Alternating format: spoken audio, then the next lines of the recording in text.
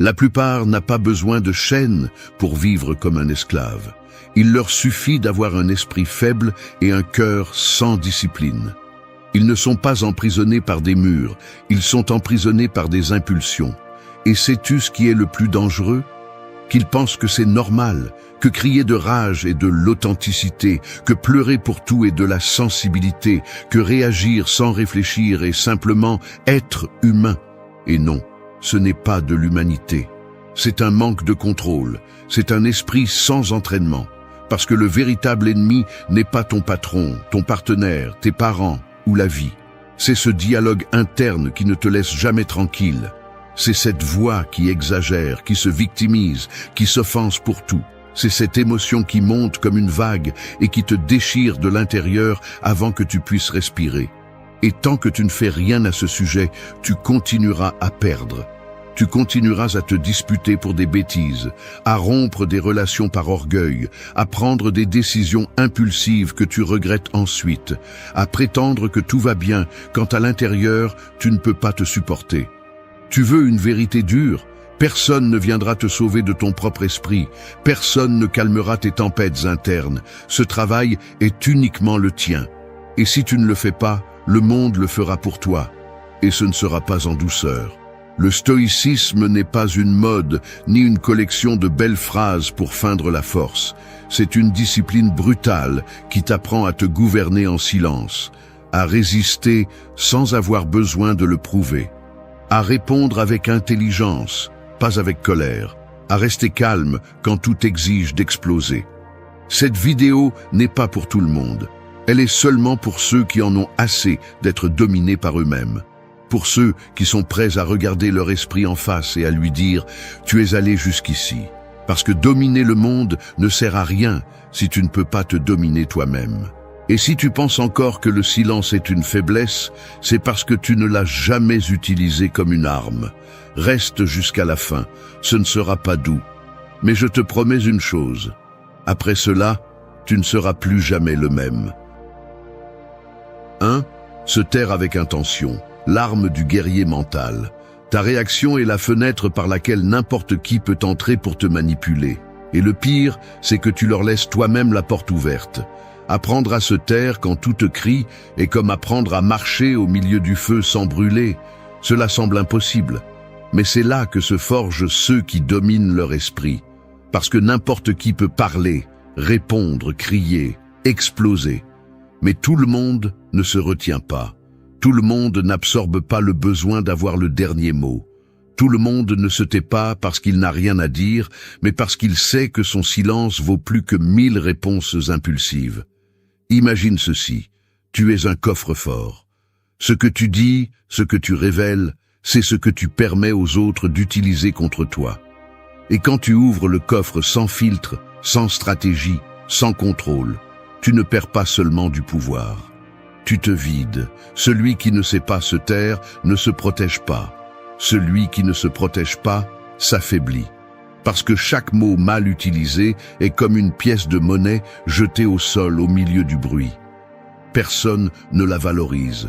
Personne ne l'écoute. Mais quand quelqu'un qui sait se taire décide de parler, tout le monde se tait. Parce que le silence précédent a construit le respect. La plupart n'ont pas cette force. Dès qu'ils sentent que quelqu'un les contredit, ils réagissent. Dès qu'ils se sentent blessés, ils attaquent. Dès que quelque chose ne correspond pas à leur ego, ils se justifient. Ils sont tellement programmés pour se défendre qu'ils ne comprennent pas que le véritable contrôle réside dans le fait de ne pas entrer dans le jeu. Que celui qui sait qui il est n'a pas besoin de prouver quoi que ce soit. Que celui qui a la paix ne la vend pas en échange d'une réponse rapide. Se taire n'est pas se rendre, c'est se préparer, c'est observer. C'est évaluer la situation avec un esprit froid et des sens éveillés. C'est te donner de l'espace pour choisir ton meilleur mouvement. Le stoïcien ne se tait pas par peur, il se tait parce qu'il choisit. Parce qu'il sait que parler au mauvais moment est comme allumer un feu dans une forêt sèche. Cela ne fait pas avancer les choses, cela ne fait que détruire. La vie va te crier dessus à maintes reprises, elle va te provoquer. Des personnes qui utilisent le sarcasme comme bouclier, d'autres qui déguisent l'agression en blague, certaines qui ont besoin de te rabaisser pour se sentir plus grande. Et chacune sera un test, non pas pour leur prouver quoi que ce soit, mais pour te prouver à toi-même combien tu as d'autorité sur ton intérieur. Si tu peux te retenir quand tout brûle, alors tu commences à te dominer. Sais-tu pourquoi le silence est si dérangeant ? Parce que dans un monde de bruit, celui qui ne réagit pas laisse l'autre face à son propre reflet. L'agressif s'écoute seul, le manipulateur se retrouve sans jeu. L'ego de l'autre est frustré parce qu'il ne peut pas t'affecter. Et c'est là que le véritable pouvoir apparaît. Non pas dans ce que tu dis, mais dans ce que tu choisis de ne pas dire. Se taire est une résistance, c'est de l'intelligence, c'est une façon de regarder depuis le haut et non depuis la boue. Il ne s'agit pas de réprimer, il s'agit de canaliser. Que tes émotions ne t'entraînent pas, que tes mots ne te trahissent pas. Parce que quand tu apprends à te taire avec intention, le monde ne peut plus te manipuler. Tu peux être au milieu de la tempête, et pourtant, ne pas te briser. C'est le début de la maîtrise intérieure. Et celui qui maîtrise sa réaction est déjà un pas en avance sur le chaos. 2. Ta paix ne se négocie pas, elle se protège. Dans un monde où tout rivalise pour ton attention, la paix est devenue une denrée rare. Comme le dernier refuge dans une ville en ruine, peu de gens savent que la véritable richesse ne réside pas dans l'accumulation, mais dans la préservation intacte de cet espace intérieur où le bruit ne pénètre pas. Mais voici l'erreur commune. On pense que la paix vient d'elle-même, comme une récompense. Alors qu'en réalité, c'est une position que l'on défend bec et ongle. La plupart des gens la cèdent sans s'en rendre compte. Il suffit d'une critique, d'un regard, d'un mot mal placé, et ils ont déjà perdu leur calme. Ils s'agitent, se justifient, s'épuisent pour des broutilles, parce qu'ils n'ont pas compris quelque chose d'essentiel.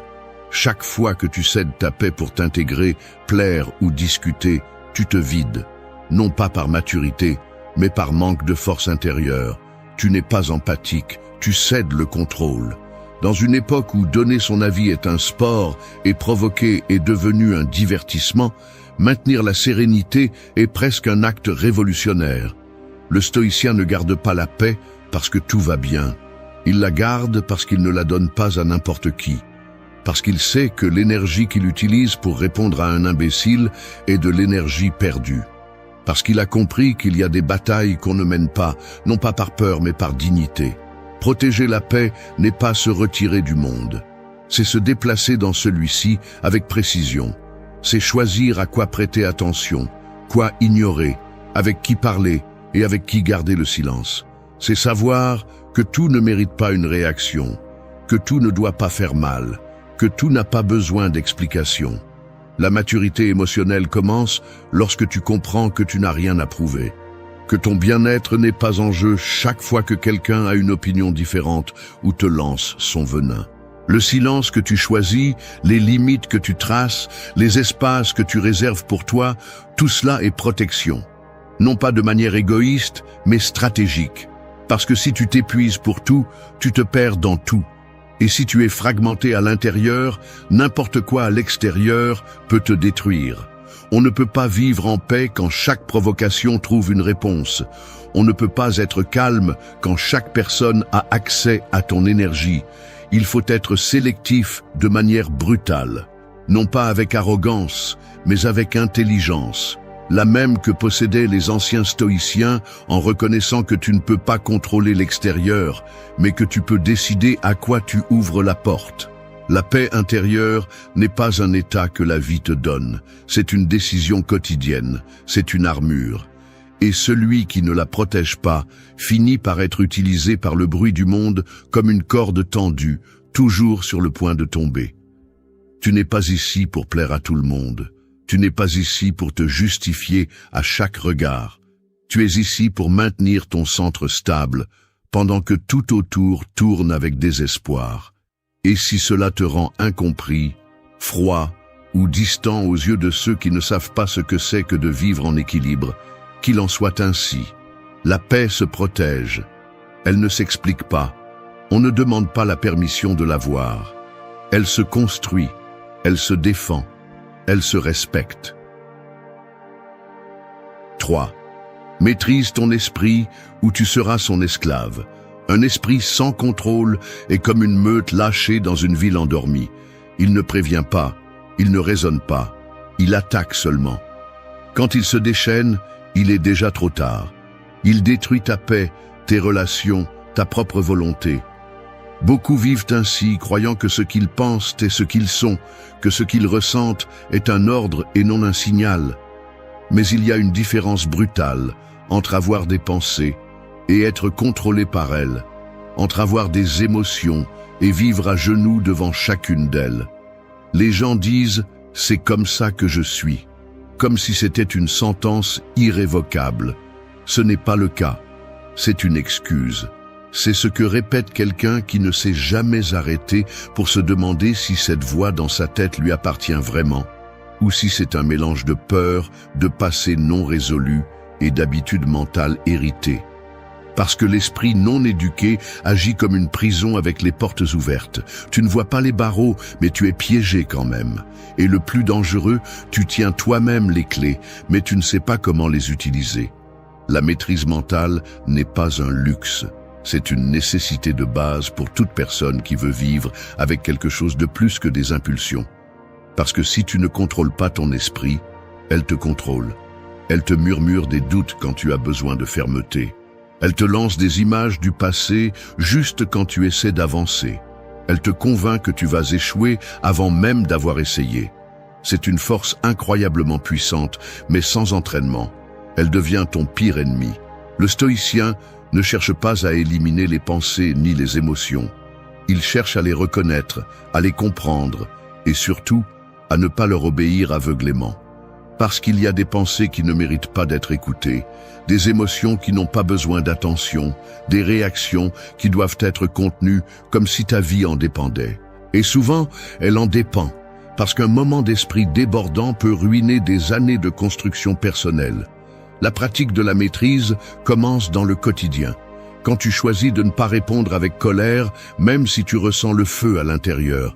Quand tu décides de ne pas croire ton esprit quand il te dit que tu n'es pas suffisant. Quand tu arrives à voir une émotion sans la transformer en ton identité.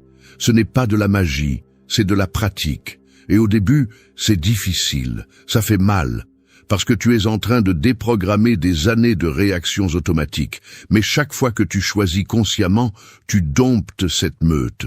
Tu prends le contrôle. Il y a ceux qui ont tout dans la vie et vivent tourmentés. Et il y a ceux qui n'ont presque rien, mais qui marchent en paix. La différence, le gouvernement interne.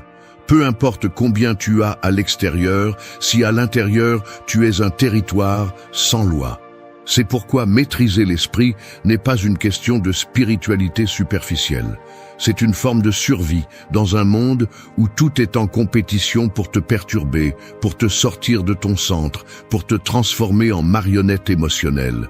Tu n'y arriveras pas en un jour, mais chaque jour est une opportunité pour faire un peu mieux, pour arrêter de croire en tout ce que tu penses, pour voir passer l'émotion sans monter dessus, pour comprendre que ton esprit est ton outil, pas ton maître, et que le véritable pouvoir n'est pas de vaincre les autres, mais d'arrêter de te saboter toi-même. Le guerrier mental ne naît pas, il se forme. Et il se forme quand il décide qu'il ne sera plus victime du bruit intérieur, quand il choisit la conscience sur l'impulsion, la clarté sur le drame, la volonté sur le chaos. Parce qu'à la fin, celui qui maîtrise son esprit n'a pas besoin de contrôler le monde. Il a déjà le contrôle le plus difficile de tous, celui de lui-même. 4. Le silence est ta réponse la plus puissante. Dans une époque où tout le monde crie pour attirer l'attention, le silence est devenu un acte subversif. C'est comme une ombre qui avance fermement, tandis que les autres se consument sous la lumière du bruit. Il ne répond pas à l'attaque, ne tombe pas dans les provocations, ne se justifie pas. Il observe simplement, écoute, attend. Et dans ce geste invisible, il désarme plus que n'importe quel mot.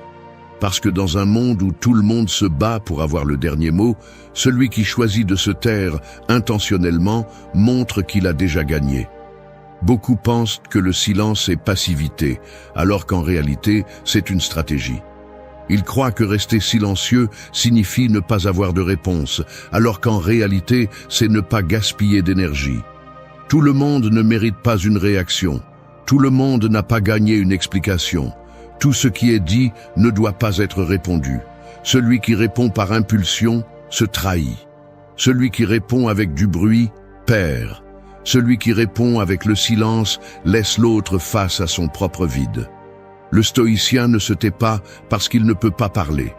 Il se tait parce qu'il a compris que parler à contretemps est aussi inutile que de crier sous l'eau. Son silence est un choix, pas une absence. C'est une réponse percutante, enveloppée de calme. Et cela dérange. Parce que celui qui veut te provoquer est désarmé non par le cri, mais par le manque de réaction. Celui qui cherche ton chaos est anéanti par la stabilité qu'il n'attendait pas. Répondre à tout, c'est vivre à la merci de tout. C'est vivre en alerte constante, essayant d'éteindre des feux que tu n'as même pas allumés. Mais quand tu choisis le silence, tu ne fuis pas. Tu gagnes du temps. Tu choisis le terrain de bataille.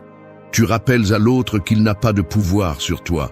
Parce que celui qui ne contrôle pas ta réaction ne te contrôle pas. Il ne s'agit pas de réprimer, il s'agit d'utiliser ta voix avec intention. De comprendre que parler sans but est donner des munitions à l'ennemi. Que dans le calme silencieux, il y a aussi une réponse. Parfois plus dure, plus ferme, plus brutale. Parce que le silence n'a pas besoin d'explication. Seuls ceux qui ont aussi appris à vivre avec la bouche fermée et l'esprit éveillé le comprennent. Il y a des moments où se taire n'est pas de la lâcheté, c'est de la maîtrise. C'est une façon de protéger ce que tu as construit à l'intérieur. Parce que chaque mot que tu lances depuis la colère, la peur, le désespoir est une fissure dans ta propre muraille. Et quand tu t'habitues à réagir, tu arrêtes d'agir. Tu perds le contrôle. Tu deviens le reflet de ton environnement. Le silence te rend le commandement. Il te rend impénétrable. Il te transforme en une figure qui n'a pas besoin de hausser la voix pour imposer sa présence. Et cela, dans un monde de cris, est un pouvoir que peu de gens possèdent. Le stoïcien sait quand parler et quand garder ses mots comme une arme affûtée, prête mais non utilisée en vain. Parce que la vraie force n'est pas dans ce qui est dit, mais dans ce qui est maîtrisé. Le silence bien utilisé est un feu invisible. Il brûle sans bruit. Il décompose celui qui vit du conflit. Il expose le manipulateur. Il met hors de lui l'ego qui attend la bagarre. Tout le monde ne le comprend pas. Seuls ceux qui ne ressentent plus le besoin de prouver quoi que ce soit le font. Ceux qui ne donnent plus leur paix à chaque provocation. Ceux qui ne vendent plus leur équilibre pour une victoire verbale qui ne change rien. Celui qui sait se taire quand il pourrait crier n'est pas faible, il est maître de lui-même. Et de nos jours, cette maîtrise est plus rare que le talent, plus précieuse que la connaissance, plus respectée que la force. Le silence n'est pas vide, c'est du pouvoir contenu. Et celui qui le maîtrise a déjà compris que tout ne se gagne pas en parlant. Parfois, le plus sage, c'est de ne rien dire. 5. N'entre pas dans des batailles qui ne font que t'épuiser. Se battre à chaque provocation, c'est comme se jeter dans la boue en tenue de guerre juste parce que quelqu'un t'a poussé. Tu finis sale, épuisé, sans avoir prouvé quoi que ce soit, sauf que tu es facile à entraîner. Beaucoup pensent que se retirer, c'est perdre, mais le véritable épuisement n'est pas dans ce que tu ne réponds pas, mais dans tout ce que tu t'efforces d'affronter sans nécessité. La plupart ne se battent pas pour la justice, ils se battent pour leur ego, pour se sentir juste, pour ne pas rester silencieux, pour prouver que personne ne les écrase. Mais pendant qu'ils dépensent de l'énergie dans de petites guerres, la vraie vie leur échappe. Toute attaque ne mérite pas une réponse, toute critique n'a pas besoin d'être défendue, toute opinion étrangère n'est pas un ordre d'agir. Et pourtant, on vit comme si c'était le cas. Ils réagissent comme des automates. Un commentaire négatif, et ils sont déjà en train de rédiger une réponse. Un regard inconfortable, et ils cherchent déjà des explications. Un désaccord, et ils se sentent déjà blessés. Pourquoi? Pour protéger une image interne qui n'est même pas stable. Le stoïcien ne se bat pas pour tout. Il choisit ses batailles comme un chirurgien qui décide où couper. Il ne réagit pas impulsivement. Il n'a pas besoin de prouver au monde qu'il a raison. Il sait que chaque confrontation a un prix, et si le coût est son énergie, sa paix ou son temps, cela ne vaut tout simplement pas la peine. Parce que pendant que tu réponds à celui qui te critique, à celui qui te défie, à celui qui te provoque, tu arrêtes de progresser dans ce qui est vraiment important. Le vrai guerrier n'est pas sur la place à discuter avec n'importe qui. Il est sur son chemin, solide, sans dévier. Il y a des gens qui ne veulent pas de solution, ils veulent juste du bruit. Ils veulent voir si tu te brises, si tu te troubles, si tu tombes. Et si tu entres dans leur jeu, tu as déjà perdu. Non pas parce que tu ne peux pas gagner, mais parce que tu as accepté de jouer sur un terrain que tu n'as pas choisi. Chaque fois que tu réponds avec colère, chaque fois que tu discutes sans but, tu te trahis toi-même. Parce que tu permets à l'extérieur de dicter tes mouvements. Et ce n'est pas de la force, c'est de la dépendance émotionnelle déguisée en caractère. Choisir de ne pas entrer dans certaines batailles ne te rend pas faible. Cela te rend intelligent. Cela te rend sélectif. Cela te rappelle que tu as une direction, un focus, un but plus grand que de satisfaire ton besoin d'avoir le dernier mot. Parfois, celui qui semble se rendre est celui qui a vraiment déjà gagné. Parce qu'il n'a pas bougé, parce qu'il n'est pas tombé dans la provocation, parce qu'il n'a pas donné son énergie à ce qui est stérile. Si tu te bats avec tout, tout te fatiguera. Si tu réagis à tout, tout le monde te manipulera. Si tu réponds à chaque attaque, tu vivras attaqué. Tu n'es pas ici pour convaincre ceux qui ne veulent pas t'écouter. Tu n'es pas ici pour prouver quoi que ce soit à ceux qui ont déjà décidé de ne pas te voir. Tu es ici pour avancer, pas pour te distraire avec chaque pierre sur le chemin. Choisis bien tes guerres, celles qui te renforcent, celles qui t'enseignent, celles qui te rapprochent de ta meilleure version. Les autres, laisse-les passer. Le silence est aussi un retrait stratégique. Le désintérêt est aussi une réponse ferme. La distance peut aussi être ton bouclier. Et quand tu décides de ne pas entrer dans certaines batailles, ce que tu fais est quelque chose de beaucoup plus puissant. Tu conserves ta force pour ce qui en vaut vraiment la peine. Parce que personne n'arrive loin s'il s'épuise à chaque virage du chemin. Seuls ceux qui savent quand ranger l'épée parviennent à terminer le voyage. 6. Ton calme est ton muscle le plus mortel. Le calme n'est pas un don avec lequel on naît, c'est un outil qui se forge. Comme soulever de la fonte à la salle de sport, jusqu'à ce que ça brûle. C'est ainsi que l'on entraîne l'esprit à ne pas réagir au premier coup. Le problème est que beaucoup espèrent avoir la paix seulement quand tout est tranquille. Mais ce n'est pas la paix, c'est le confort. Le véritable calme ne se teste pas dans le silence, il se démontre au milieu du bruit. Et si tu ne l'entraînes pas, il n'apparaîtra pas comme par magie quand tu en auras le plus besoin. La plupart des gens vivent comme si l'autocontrôle était une émotion de plus. S'ils sont de bonne humeur, ils l'ont.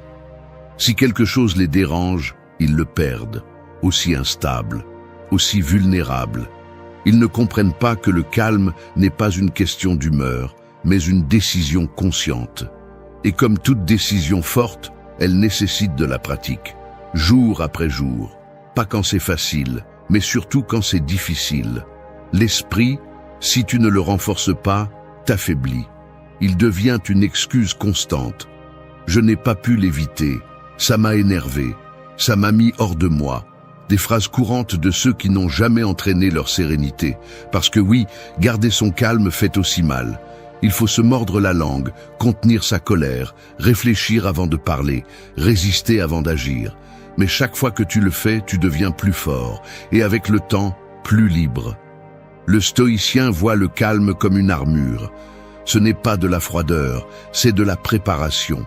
C'est une défense contre le chaos du monde, contre les provocations extérieures, contre les émotions qui cherchent à contrôler de l'intérieur. Tu n'as pas besoin d'être une pierre, tu as besoin d'être un chêne, ferme, flexible, avec des racines profondes. capable de résister au vent sans se briser. Et cela ne s'obtient qu'avec la discipline mentale. S'entraîner au calme signifie répondre moins et observer plus. Respirer quand tout en toi veut crier. Faire un pas en arrière quand ton ego exige d'avancer. Choisir la stratégie plutôt que l'emportement. Non pas pour paraître supérieur, mais pour ne pas détruire ce que tu as construit. Parce qu'une réaction peut ruiner ce qu'une décennie t'a coûté à construire. Un mot mal dit peut laisser des marques que même le temps n'efface pas. C'est pourquoi celui qui se maîtrise quand il brûle à l'intérieur n'est pas faible, il est puissant. Il est dangereux, parce qu'il n'est pas facile à lire, il n'est pas facile à bouger, il n'est pas facile à briser. Les émotions ne sont pas éliminées, elles sont organisées. Et cette organisation ne naît pas du désir, elle naît de l'entraînement. Comme le guerrier qui pratique ses mouvements avant le combat, tu dois préparer ton esprit tous les jours. Demande-toi, à quel moment je perds le contrôle? Quelle personne me traîne dans le conflit? Quelle pensée me perturbe? Voilà ton gymnase. Voilà tes poids mentaux. Tu n'as pas besoin de chercher le chaos à l'extérieur. Tu sais déjà où tu échoues. Tu n'as qu'à affronter ces points faibles avec discipline, pas avec des excuses. Parce que tant que tu continueras à réagir comme toujours, tu continueras à vivre comme toujours. Tu ne peux pas espérer une vie stable si tu es le premier à vaciller à la moindre stimulation.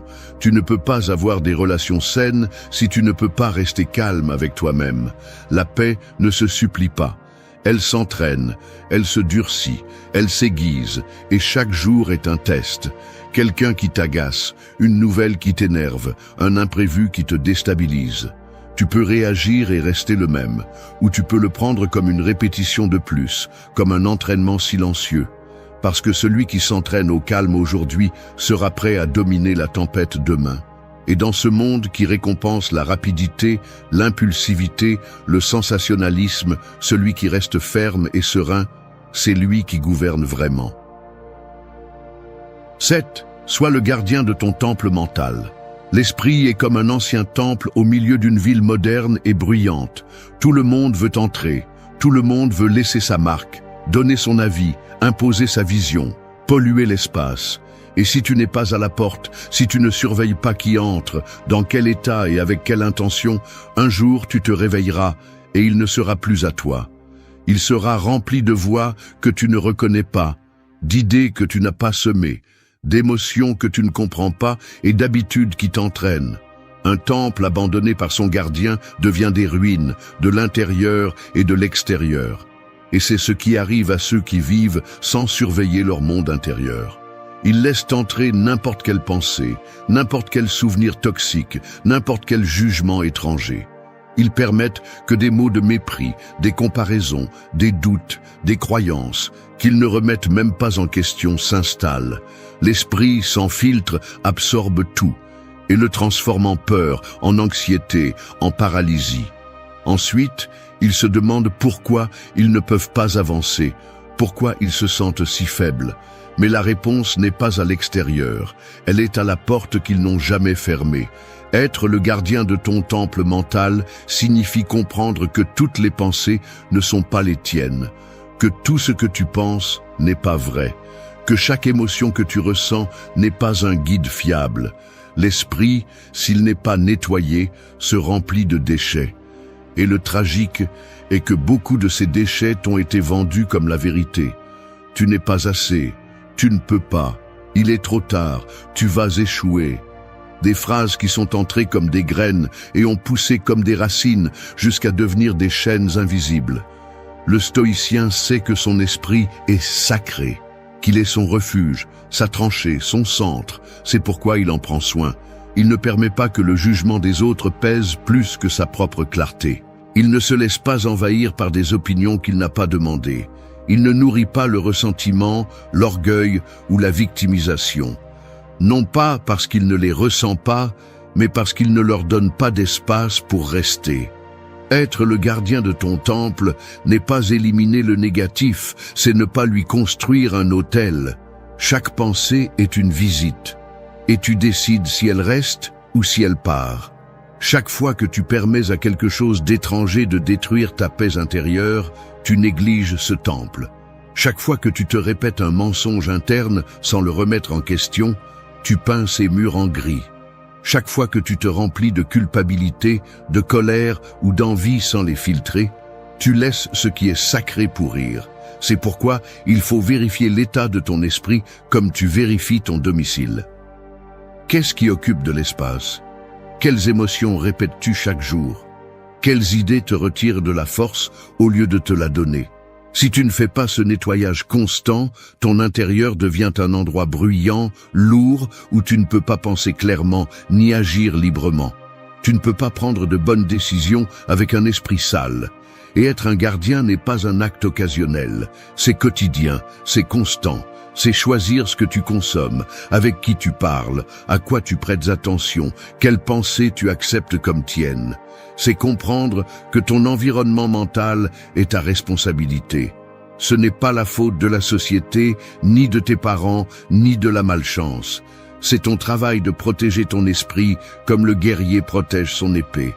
Parce que si tu perds ça, tu perds le contrôle de tout le reste. Un temple propre est un lieu de pouvoir. C'est un endroit où le chaos du monde n'entre pas, où les décisions sont fermes, non impulsives, où il y a une direction, pas de confusion. Et si tu deviens son gardien, personne d'autre ne pourra entrer sans ta permission, ni le passé, ni le jugement étranger, ni la peur. Seul toi décide ce qui mérite de l'espace, parce que seul toi vas vivre là, et cet endroit, plus que tout autre, doit être en paix. 8. Choisis d'être maître de toi-même, non victime du chaos. Il n'y a pas d'ennemi plus mortel qu'un esprit indomptable dans un corps faible de volonté.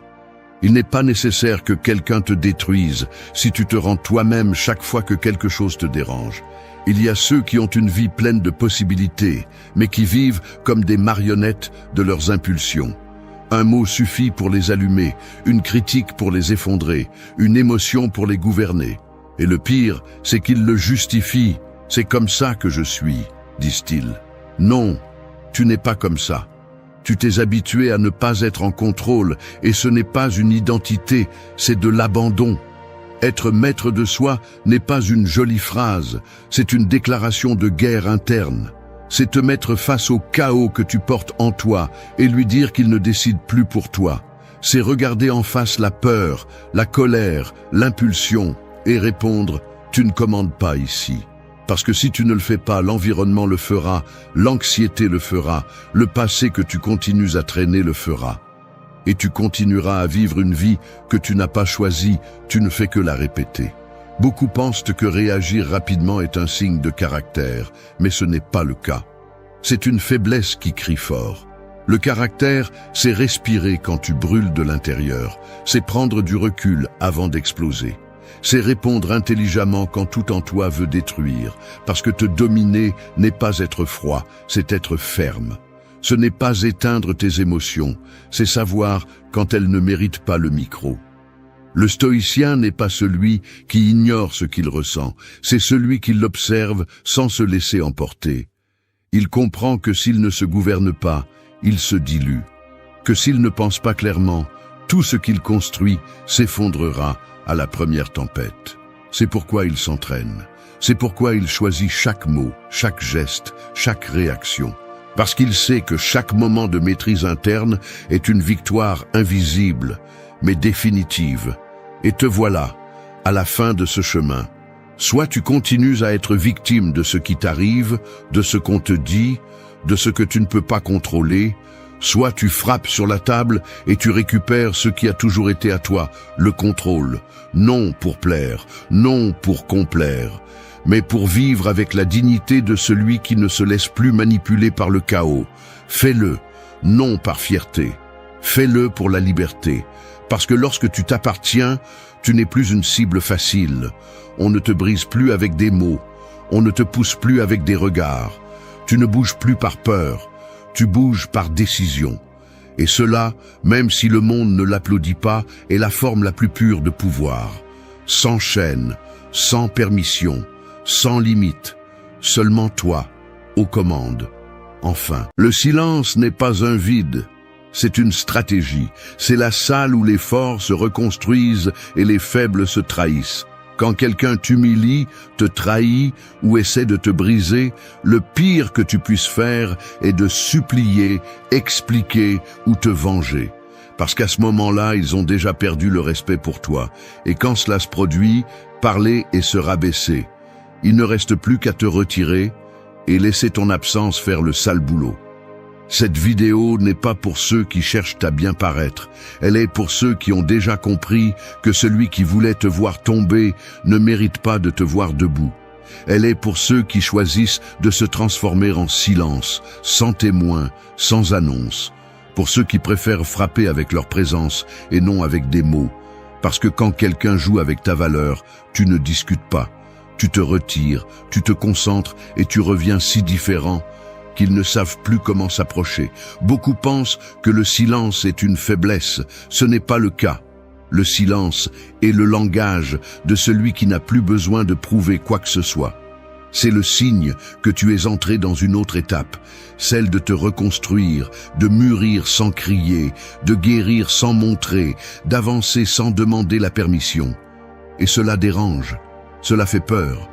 Aujourd'hui, tu vas recevoir 8 attitudes stoïciennes conçues non pas pour te rassurer, mais pour te durcir de l'intérieur, pour transformer ta douleur en discipline, ta colère en concentration et ton silence en autorité. Cette vidéo n'est pas un réconfort, c'est une décision.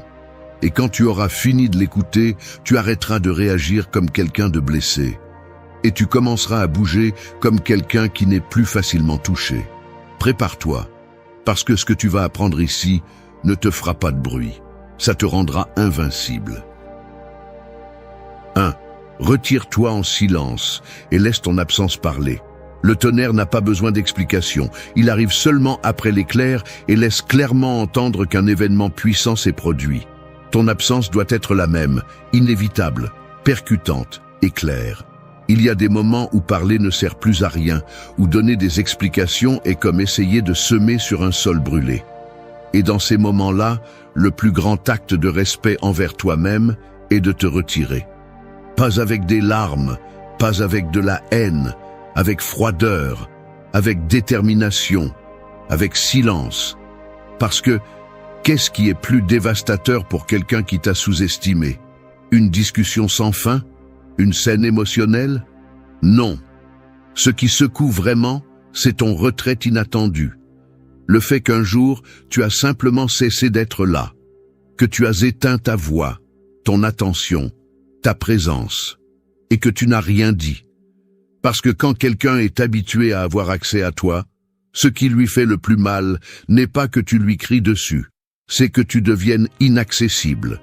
Beaucoup pensent que partir, c'est perdre. Que le fort est celui qui résiste, qui reste, qui lutte pour quelque chose qui est déjà mort. Mais ce n'est qu'une excuse déguisée en romantisme. Le fort est celui qui reconnaît quand il n'y a plus de respect et qui se retire avant de se vider de l'intérieur. Celui qui n'a pas besoin d'une scène pour fermer le rideau. Il baisse simplement le rideau et ne revient pas. Et ce n'est pas que ça ne fait pas mal. Bien sûr que ça fait mal. Mais pas plus que de rester là où on t'a clairement fait comprendre que tu n'es pas apprécié. Parce que rester là, continuer à donner, à expliquer, c'est le véritable épuisement. C'est comme crier devant un mur en espérant qu'il t'embrasse. C'est pourquoi, lorsque tu choisis le silence, tu ne le fais pas parce que tu n'as rien à dire. Tu le fais parce que tu n'es plus intéressé à ce qu'ils écoutent. C'est ce que les stoïciens comprenaient si bien. Que le silence n'est pas résignation.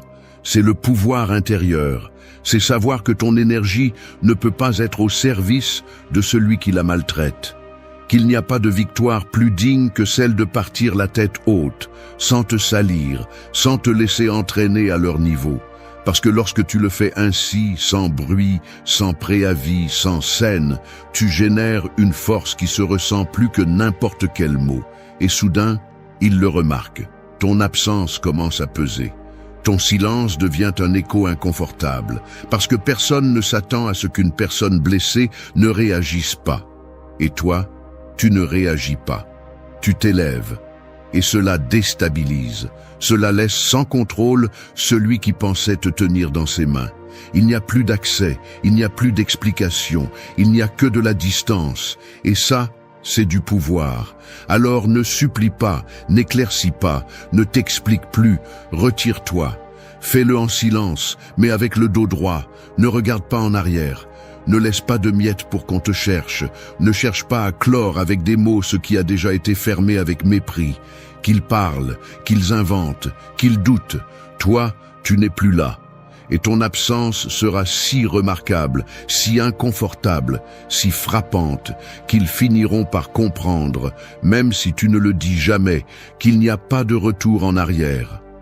C'est ton langage à partir d'aujourd'hui. Le silence ferme, le retrait sans rancune et l'absence qui pèse plus que n'importe quelle présence forcée.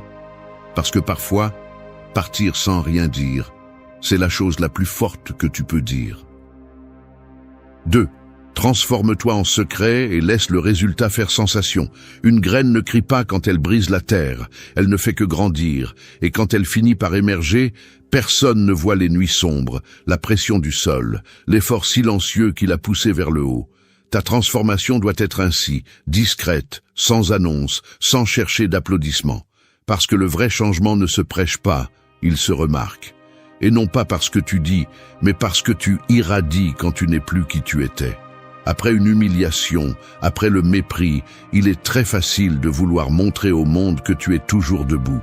Montrer rapidement qu'ils ne t'ont pas brisé. Mais cet élan, bien qu'il semble être de la force, n'est que de l'ego déguisé. L'ego veut des témoins. La discipline, non. L'ego veut de la vengeance. La transformation, non. C'est pourquoi, au lieu d'essayer de prouver à quelqu'un que tu vas bien, occupe-toi d'aller vraiment bien, sans caméra, sans public, sans que personne ne le voie venir. Alors qu'ils attendent de te voir supplier, de te voir mendier de l'attention, tu te retires et travailles en silence. Tu prends la douleur et tu la transformes en carburant. Tu prends la colère et tu la transformes en structure. Tu prends le vide et tu le remplis avec toi.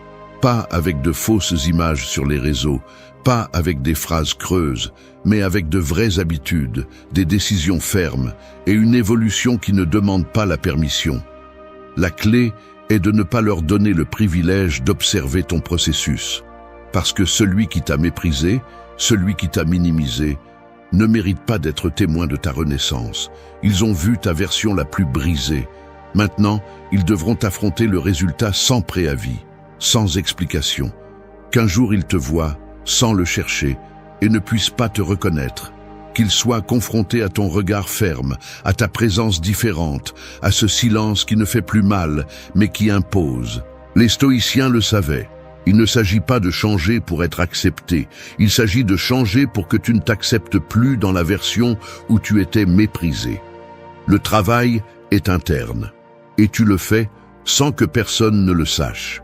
Tu commences à mieux manger, à penser plus clairement, à bouger avec un but. Tu ne fais pas de bruit, tu fais de l'impact. Tu ne te bats pas, tu construis. Tu ne mendis pas, tu avances. Et le plus puissant dans ce chemin, c'est que, quand tu te transformes vraiment, tu n'as plus besoin qu'on te le reconnaisse. Parce que tu te sens complet. Et quand quelqu'un se sent complet, il irradie quelque chose que personne ne peut ignorer. On le voit dans sa façon de parler, dans sa façon de marcher, dans son calme face au chaos. Ça ne s'entraîne pas. Ça se forge. Alors que d'autres publient des phrases sur la résilience, toi, tu la pratiques. Alors que d'autres essaient de paraître sûrs d'eux, toi, tu la cultives depuis la racine. Et quand viendra le moment, quand ta transformation sera si profonde que tu n'auras plus besoin de la prouver, alors tu feras sensation. Non pas parce que tu dis, parce que tu es, parce que tu transmets, par cette sensation inexplicable que provoque quelqu'un qui a su se réinventer depuis l'obscurité sans perdre sa dignité. Se transformer en secret n'est pas se cacher, c'est protéger ton processus. C'est comprendre que tout le monde ne mérite pas d'avoir accès à ton évolution. C'est savoir que quand le changement est vrai, le monde le remarque. Mais pas parce que tu le cries, mais parce qu'ils ne peuvent plus l'ignorer. Et là, juste là, sans avoir besoin de te venger, sans avoir dit un seul mot, tu auras gagné. Parce que tu n'es plus celui qui avait besoin d'être vu. Tu es celui qui a appris à se voir lui-même. Et ça ne se perd pas. 3. Regarde calmement celui qui a voulu te voir tomber. Quand un aigle vole haut, il n'a pas besoin de regarder en bas.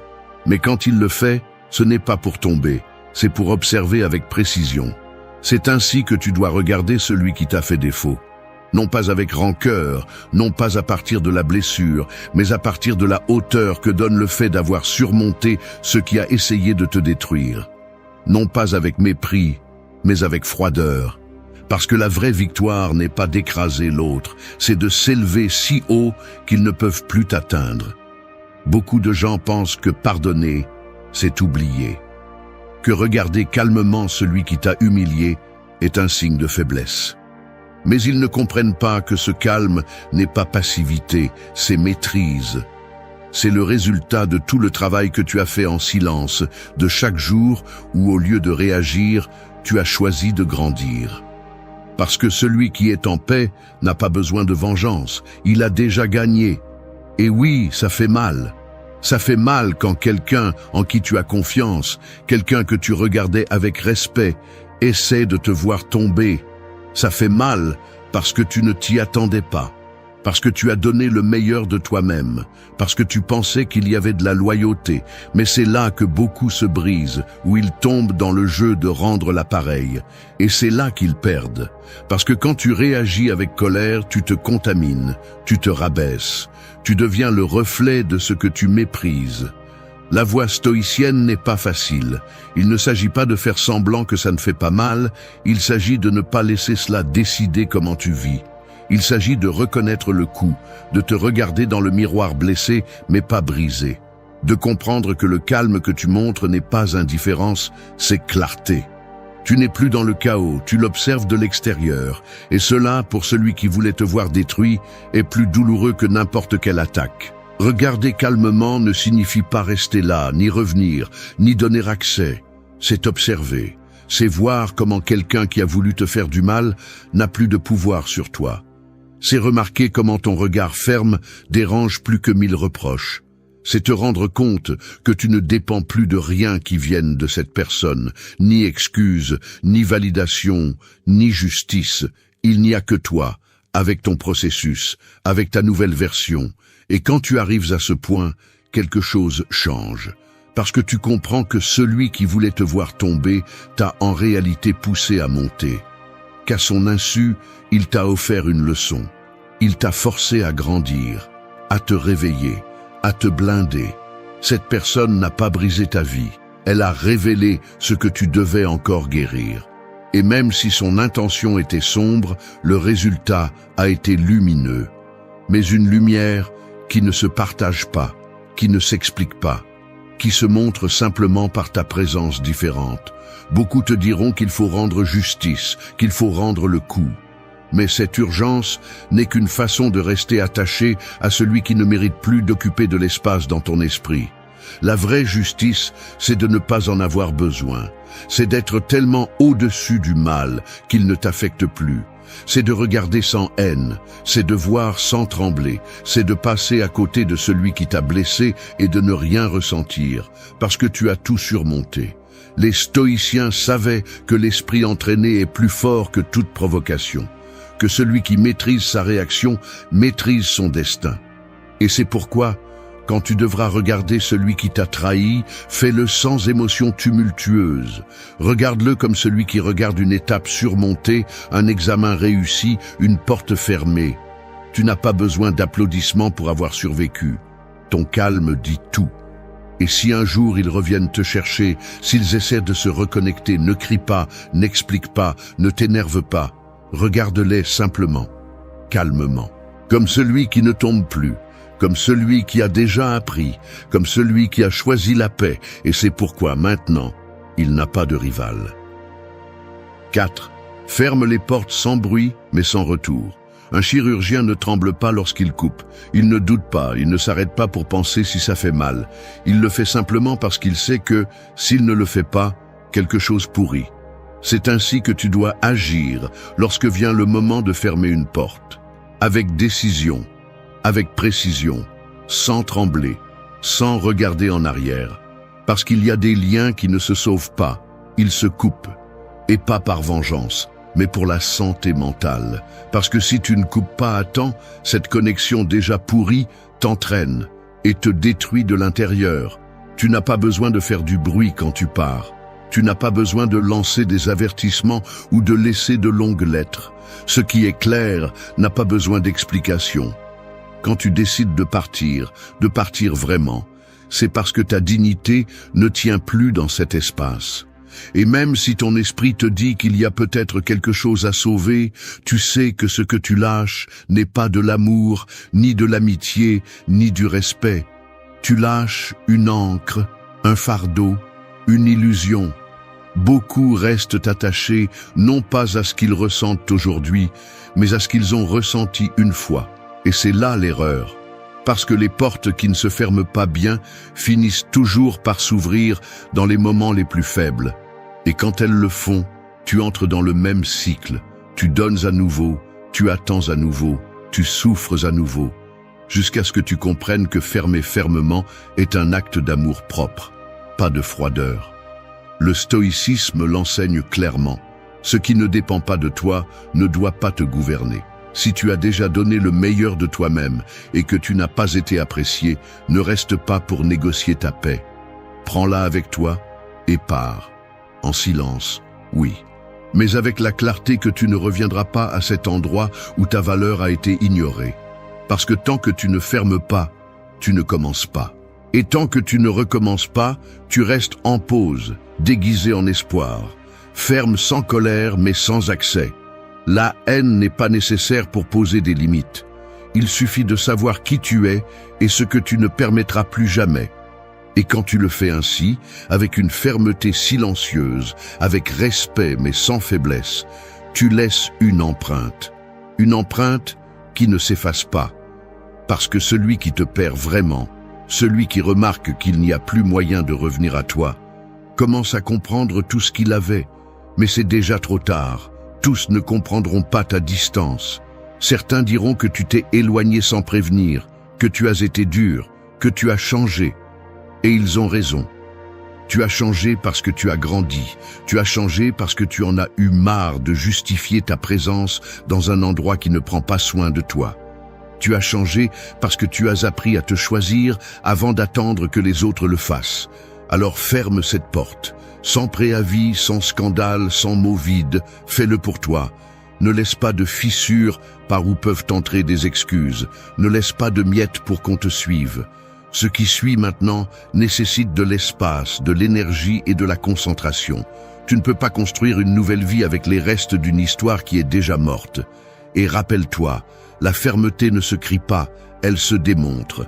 Et les gens le ressentent. Ils sentent quand tu n'es plus disponible, quand ton silence est total, quand ton adieu n'était pas un caprice, c'était une décision. Ferme avec force, et qu'on ne te confonde plus jamais avec quelqu'un qui reste là où on ne le respecte pas. Parce que parfois, l'acte le plus courageux, c'est de partir sans faire de bruit, mais sans laisser de chemin de retour. 5. Excuse-moi, mais ne donne pas de deuxième chance. Tout le monde qui te demande pardon ne mérite pas de revenir, et tout le monde qui regrette n'a pas changé. Certains ne manquent que le contrôle qu'ils avaient sur toi, pas la connexion qu'ils ont rompue. Et si tu retombes, ce n'est plus leur faute, c'est la tienne. Parce que tu savais déjà comment cette histoire se terminait, mais tu as quand même rouvert le livre en espérant une autre fin. Pardonner ne signifie pas réintégrer. Cela ne signifie pas inviter à ta table celui qui l'a déjà sali. Cela ne signifie pas baisser la garde avec celui qui a su profiter de ta vulnérabilité. Pardonner est personnel. Il n'a pas besoin de témoins ni de réconciliation. C'est un acte silencieux, interne, où tu décides de lâcher la colère, mais aussi de tracer une ligne que tu ne franchiras plus jamais. Il y a des gens qui te demandent pardon juste pour apaiser leur conscience, pas pour réparer. Pas pour faire quelque chose de différent, juste pour se sentir moins coupable. Et si tu confonds cette demande avec une preuve d'amour ou de maturité, tu continueras à répéter les mêmes cercles qui t'épuisent. Pardonner ne te rend pas faible, mais donner de nouvelles opportunités à celui qui t'a déjà déçu, sachant que rien n'a changé, te rend complice de ton propre mal. Les stoïciens parlaient de l'autocontrôle, mais aussi du jugement. Il ne suffit pas de contenir tes émotions, tu dois savoir à qui tu ouvres et à qui tu fermes. Parce que si le pardon n'a pas de limite, il cesse d'être guérisseur et devient auto-tromperie. Il y a des personnes qui n'ont pas besoin d'une autre chance. Ils ont besoin de distance, ils ont besoin que tu leur fermes la porte sans rancune, mais avec une fermeté absolue. Et il ne manquera pas quelqu'un pour te dire que tu es dur, que tu devrais avoir plus de cœur, que tout le monde fait des erreurs. C'est bon. Qu'ils pensent ce qu'ils veulent. Ils n'ont pas vécu ce que tu as vécu. Ils n'ont pas ressenti ce que ça t'a coûté de faire confiance à nouveau. Toi, si. Tu connais le prix. Et si tu es arrivé jusqu'ici, si tu te reconstruis, si tu as appris à ne pas crier mais à rester ferme, tu ne peux pas te laisser manipuler à nouveau par un « je suis désolé ». Le pardon est un acte de pouvoir, mais la distance l'est aussi. Parce que dire « je te pardonne, mais tu ne reviens plus dans ma vie » est une façon de poser des limites à partir de la conscience. Il n'y a pas de cri, il n'y a pas de haine, juste de la clarté, juste une décision qui naît du respect pour toi. Et si tu comprends bien, tu verras que ce type de pardon est beaucoup plus puissant que n'importe quelle réconciliation vide. Pardonner, oui, parce que la rancune t'empoisonne toi, pas l'autre. Mais donner une deuxième chance à celui qui a déjà franchi la ligne, c'est comme ouvrir la cage à celui qui t'a déjà mordu. Tu peux le faire, mais ne dis pas après que tu ne l'as pas vu venir. Alors lâche le ressentiment, mais garde la porte fermée, pas par vengeance, par amour-propre, parce qu'à ce stade de ta vie, tu n'es plus là pour voir si quelqu'un a changé. Tu es là pour protéger ton énergie, ta paix, ton chemin, et cela commence par dire le plus dur, mais le plus nécessaire, je te pardonne, mais tu ne reviens pas, jamais plus. 6. Utilise la douleur comme un moyen de concentration et de discipline. Le feu ne choisit pas ce qu'il brûle, mais si tu sais le contenir, il peut forger de l'acier. C'est la même chose avec la douleur, sauvage, brute, indomptable. Elle peut te détruire si tu la laisses libre, ou elle peut te transformer si tu la canalises. Car il n'y a pas d'énergie plus intense que celle qui naît de la douleur. Le problème, c'est que la plupart des gens la gaspillent en réagissant, en pleurant pour attirer l'attention, en cherchant des explications ou en essayant de se venger. Mais tu n'es pas ici pour ça. Tu es ici pour transformer cette blessure en direction, pour faire de ce coup ton élan, pour que ce qui t'a brisé te reconstruise plus fort. Il ne s'agit pas d'ignorer la douleur ou de faire semblant qu'elle ne fait pas mal. Il s'agit de ne pas la laisser te consumer, de l'utiliser, de prendre cette ardeur interne et de la transformer en concentration. Chaque fois que quelque chose te fait mal, canalise-le en discipline. Que chaque larme retenue devienne une répétition de plus à la salle de sport, une heure de plus de travail en silence, une page de plus de préparation. Pas par fierté, pas pour prouver, pour toi. Parce que tu mérites plus que de rester coincé dans une plainte. Les stoïciens le savaient, la douleur est inévitable, mais la souffrance est un choix. La différence réside dans ce que tu fais de ce que tu ressens. Tu peux rester là, à te rouler dans ce qu'on t'a fait, ou tu peux lever la tête et dire « Cela ne va pas me détruire. Cela va être le moteur qui me poussera à un autre niveau. » Au lieu de te demander pourquoi on t'a fait du mal, demande-toi ce que tu vas faire avec ça. Au lieu de parler de comment on t'a trahi, commence à construire une version de toi qui n'a besoin de personne pour se sentir complet. Concentre-toi, pas sur eux, sur toi. Parce que si tu continues à nourrir le drame, tu ne fais qu'allonger la blessure. Mais si tu le transformes en travail, en discipline, en croissance, alors la douleur devient ton allié le plus féroce. Personne ne s'attend à ce que tu réagisses ainsi. Tout le monde s'attend à te voir tomber, perdre le contrôle, supplier, exploser. Mais quand tu choisis la concentration, quand tu décides que tu ne vas pas rester là à pleurer pour ce qui n'a pas été, mais que tu vas utiliser chaque coup comme un élan, c'est là que tu commences vraiment à t'imposer.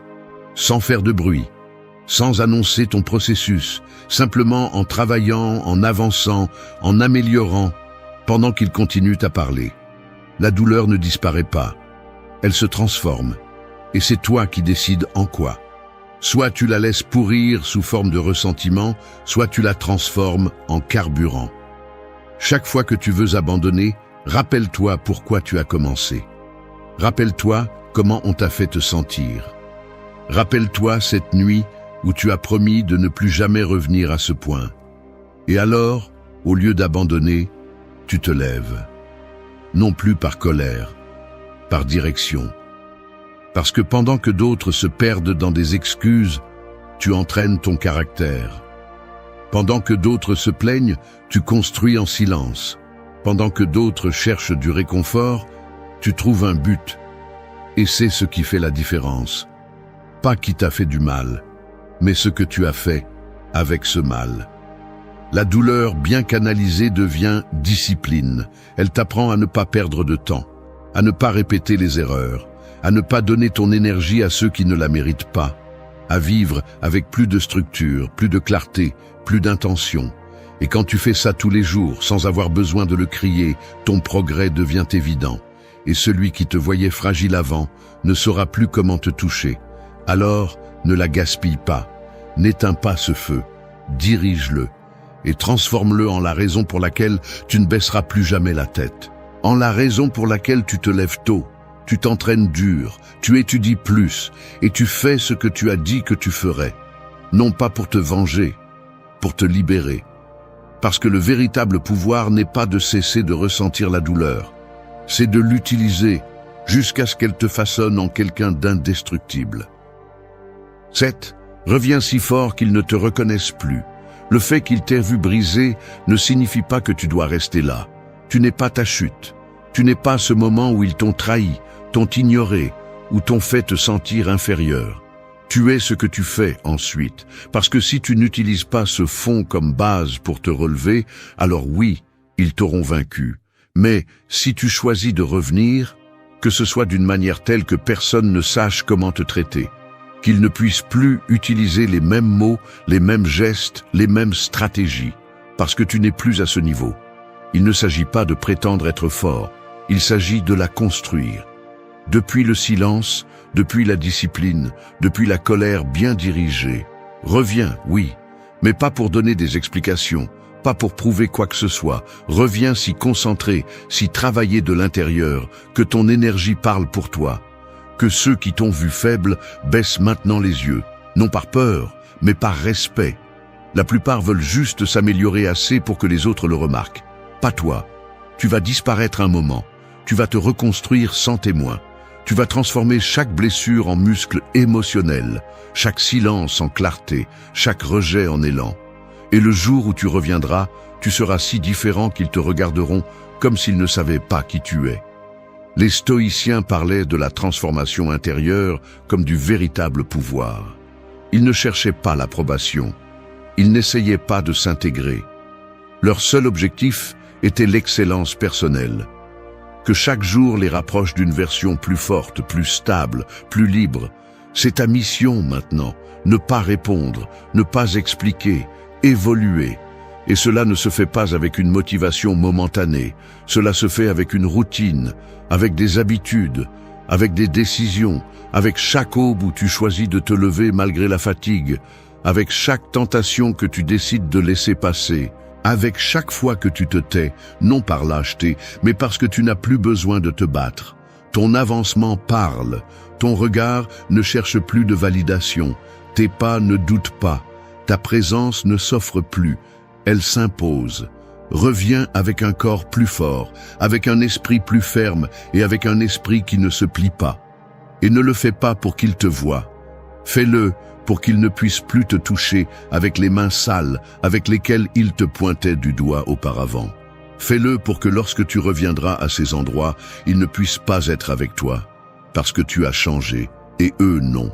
Et oui, au début, tu vas te sentir seul, que personne ne comprend ce que tu fais, que ton chemin est trop dur, mais tu ne construis pas de la compagnie, tu construis de la grandeur. Et la grandeur se forge toujours dans l'inconfort, dans l'isolement, à ce point où tout brûle et tu décides de résister. Alors oui, que ça te fasse mal, que ça te brûle aussi. Mais ne t'arrête pas. Ne t'arrête pas jusqu'à ce que ton reflet t'oblige à te respecter.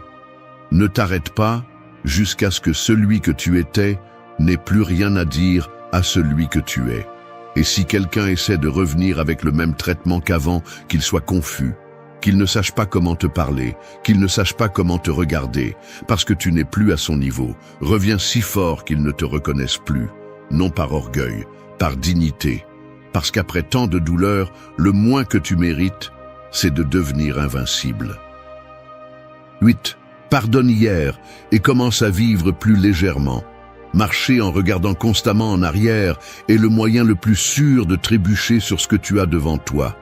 Mais c'est exactement ce que tu fais chaque fois que tu portes le poids du passé sans le lâcher. Tu traverses la vie avec un sac à dos émotionnel rempli de blessures, de culpabilité, de ressentiments et d'erreurs qui ne peuvent plus être changés. Et le pire, c'est que tu crois que tu as besoin de le porter pour ne pas oublier. Mais ce n'est pas vrai. Tu ne te souviens pas, tu revivis. Tu n'apprends pas, tu te punis. Hier n'existe plus, mais tu continues à lui permettre de gouverner ton présent. Le pardon, du point de vue stoïcien, n'est pas un acte émotionnel impulsif, c'est une décision rationnelle, un choix conscient de ne plus être esclave de ce qui a déjà été. Il ne s'agit pas de justifier le mal, ni de prétendre qu'il n'a pas fait mal. Il s'agit de comprendre que rester attaché à ce qui t'a brisé ne fait que prolonger ta propre prison. Épictète le disait crûment, ce n'est pas ce qu'on t'a fait, c'est ce que tu fais avec ça. Tu peux le porter jusqu'à ce qu'il te brise ou tu peux le lâcher avec dignité et choisir la légèreté de celui qui n'a plus besoin de se battre avec des fantômes. Pardonner n'est pas un cadeau que tu fais à celui qui t'a blessé. C'est un acte de liberté personnelle. C'est te regarder dans le miroir et décider que ton bien-être vaut plus que n'importe quelle histoire inachevée.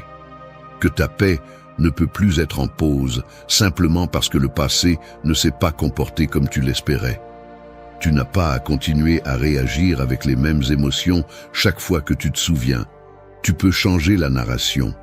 Tu peux regarder en arrière et au lieu de saigner à nouveau, tu peux dire « Cela m'a appris, mais cela ne me définit pas. Cela m'a fait mal, mais cela ne me traîne plus. » Beaucoup pensent que lâcher prise, c'est oublier. Mais lâcher prise n'est pas effacer. C'est mettre les choses à leur place. C'est arrêter de vivre avec une blessure ouverte en attendant que le temps la ferme, alors qu'en réalité, c'est à toi de le faire. Parfois, le pardon dont tu as le plus besoin n'est pas envers les autres, mais envers toi-même. Pour ce que tu as permis, pour ce que tu n'as pas dit, pour ce que tu as fait quand tu ne savais pas faire mieux. Et ce pardon mérite aussi d'être prononcé avec fermeté. Le stoïcisme ne prétend pas que tu deviennes froid. Il prétend que tu deviennes libre, libre de l'écho des mots qui ne peuvent plus être changés, libre des scènes qui se répètent dans ton esprit comme si elles étaient ta seule vérité, libre du poison lent qu'est le ressentiment déguisé en justice. Chaque jour où tu décides de porter l'ancien, c'est un jour où tu renonces à vivre le nouveau. Il n'y a pas de place pour la paix, là où la culpabilité vit encore. Il n'y a pas de légèreté, là où il y a encore des nœuds de ressentiment. Alors aujourd'hui, juste pour aujourd'hui, essaie de lâcher une partie de ce fardeau. Tu n'as pas besoin de tout résoudre. Reconnais simplement que continuer à le tenir ne te sert plus, que ton âme mérite de se reposer, que ton esprit mérite le silence, que ton corps mérite de se mouvoir sans le poids de ce qui ne peut être refait. Pardonne non pas par faiblesse, mais parce que tu veux avancer, parce qu'il est temps de vivre plus légèrement. Et avec cela, nous terminons ce parcours. 8 leçons stoïciennes qui ne sont pas faites pour décorer ton esprit, mais pour l'entraîner, pour que tu cesses de vivre à la merci du chaos, du passé, de l'exigence. La paix que tu cherches n'est pas ailleurs, elle est en toi. Seulement parfois, elle est recouverte de couches de bruit, de drame, de peur. Et tout ce que tu as à faire, c'est commencer à nettoyer. Aujourd'hui, ici, avec toi. parce que ton esprit peut être ta pire prison ou ton meilleur refuge. Et la clé a toujours été entre tes mains. Tu sais parfaitement ce que tu fais mal. Tu n'as pas besoin de plus de conseils. Tu n'as pas besoin d'une autre phrase motivante à partager sur les réseaux sociaux. Ce dont tu as besoin, c'est d'arrêter de te mentir. Arrête de masquer ton inaction avec des excuses logiques. Parce que chaque fois que tu remets à plus tard, chaque fois que tu réagis comme si tu ne pouvais pas te contrôler, chaque fois que tu blâmes le monde pour ce que tu n'as pas changé, tu choisis de rester brisé. Personne ne te retient plus que toi. Personne ne t'oblige à rester coincé dans la même version de toi-même. Mais tu restes là, attendant que tout s'aligne, que quelqu'un vienne te donner la permission de bouger. Jusqu'à quand ? Le stoïcisme ne va pas t'enlacer. Il n'est pas là pour te consoler. Il est là pour te confronter, pour te dire que si tu ne prends pas le contrôle de ton esprit, de tes émotions et de ton comportement, personne ne le fera pour toi. Que si tu ne nettoies pas ce que tu as à l'intérieur, tout ce que tu obtiendras à l'extérieur finira par pourrir. Que si tu ne décides pas d'agir, tu passeras le reste de ta vie à réagir. Cette vidéo n'est pas pour que tu te sentes bien. Elle est là pour que tu te sentes mal à l'aise, parce que c'est seulement à partir de ce malaise que le véritable changement commence. Ici, nous ne venons pas pour romantiser la douleur ou pour mettre des filtres sur le vide. Nous venons pour ouvrir les yeux, pour durcir le caractère, pour briser la passivité déguisée en paix. 8 leçons stoïciennes qui ne te sauveront pas, mais qui te réveilleront. Et c'est suffisant. Parce que si tu les appliques, je ne te promets pas que tout ira bien, mais je te promets que rien ne te fera tomber comme avant. Alors décide. Veux-tu continuer à dormir les yeux ouverts? Ou préfères-tu te réveiller une fois pour toutes et commencer à vivre avec du poids, avec de l'intention et avec un véritable pouvoir? Ceci n'est plus de la philosophie. C'est de la survie mentale. Et ça commence maintenant. 1. Maîtrise l'impulsion avant qu'elle ne te maîtrise. Une impulsion mal contrôlée est comme une étincelle dans un champ sec. Elle semble insignifiante, mais si tu ne l'éteins pas à temps, elle finit par tout incendier. Combien de fois as-tu gâché des moments, des relations ou des décisions en agissant sans réfléchir, en parlant sans filtrer, en réagissant comme si tu étais possédé par quelque chose que tu ne contrôles pas? Et ensuite, lorsque les flammes s'éteignent, il ne reste que la fumée du regret. C'est alors que tu comprends que ce n'était pas l'autre, ce n'était pas la situation, c'était toi, pour ne pas avoir maîtrisé ton impulsion. Il ne s'agit pas de devenir une roche sans émotion. Il s'agit d'apprendre à ne pas être esclave d'elle. Chaque fois que tu te mets en colère et que tu cries, tu perds du pouvoir. Chaque fois que tu te laisses emporter par la peur, par le désir, par l'anxiété du moment, tu deviens faible même si cela ne semble pas le cas, parce que le véritable contrôle ne se voit pas, il se ressent. Il est dans la pause avant de répondre, dans le silence avant l'attaque, dans la fermeté avant le débordement. Beaucoup confondent réprimer avec contrôler. Réprimer, c'est mettre l'émotion sous le tapis, la laisser pourrir là. Contrôler, c'est la regarder en face, l'accepter, la comprendre et ensuite décider quoi en faire. Le stoïcisme ne te dit pas de ne pas ressentir, il te dit de ne pas être dominé par ce que tu ressens, parce que si tu ne sais pas te gouverner, tu seras gouverné par tout, par un regard, par un commentaire, par une sensation passagère. Et alors n'importe qui peut te manipuler sans te toucher. Maîtriser l'impulsion est un entraînement quotidien. Cela n'arrive pas parce que tu l'as décidé aujourd'hui. Cela arrive parce que chaque jour, dans les petites choses, tu choisis de ne pas réagir. Quand quelqu'un te provoque, mais tu choisis de garder ton calme. Quand l'anxiété apparaît, mais tu respires profondément et tu ne cours pas. Quand le désir crie, mais tu choisis d'attendre. C'est la différence entre quelqu'un qui vit éveillé et quelqu'un qui survit en réagissant. Sais-tu quel est le piège ? Que réagir rapidement donne un plaisir immédiat. Tu as l'impression de te soulager, de dire ce que tu devais dire, de faire ce que tu ressentais. Mais ce soulagement ne dure que quelques secondes, et ensuite on te présente la facture. Tu perds du respect, tu perds le contrôle, tu perds le pouvoir d'influencer les autres avec ton calme. Parce que celui qui ne se maîtrise pas, n'inspire pas. Il intimide seulement. Et ce n'est pas de la force, c'est de l'immaturité déguisée en caractère fort. Les stoïciens parlaient d'avoir une hégémonie interne, c'est-à-dire d'être roi en soi. Et cela ne signifie pas vivre froidement. Cela signifie vivre avec intention, ne pas réagir par défaut, ne pas permettre à une émotion du moment de décider ce que tu vas regretter demain. Quand tu te maîtrises, tu ne te respectes pas seulement toi-même. Les autres commencent à te respecter parce qu'ils remarquent que tu n'es pas facile à briser, ni à manipuler, ni à provoquer. Tu ne vas pas contrôler ton impulsion par magie. Tu le feras en t'entraînant, en observant tes émotions sans agir immédiatement, en respirant avant de répondre, en mettant en doute ton impulsion avant de la suivre, parce que tout ce que tu ressens ne mérite pas une réponse, et tout ce que tu désires ne te convient pas. Celui qui apprend cela devient quelqu'un d'imperméable, serein à l'intérieur, ferme à l'extérieur. Alors la prochaine fois que tu ressens le feu à l'intérieur, ne fuis pas. Utilise-le pour te forger, parce que le feu ne détruit pas seulement. Il forge aussi l'acier. Et tu n'es pas ici pour rester faible. Tu es ici pour te durcir sans devenir insensible, pour ressentir sans être dominé, pour vivre à partir de la force, pas de la réaction. Commence aujourd'hui, parce que si tu ne maîtrises pas cette impulsion, elle va maîtriser ton destin. Et ce n'est pas une option. 2. Lâche ce que tu ne contrôles pas et récupère ton pouvoir. S'accrocher à ce que tu ne peux pas changer est comme essayer de tenir du sable entre tes doigts. Plus tu forces, plus il s'échappe rapidement.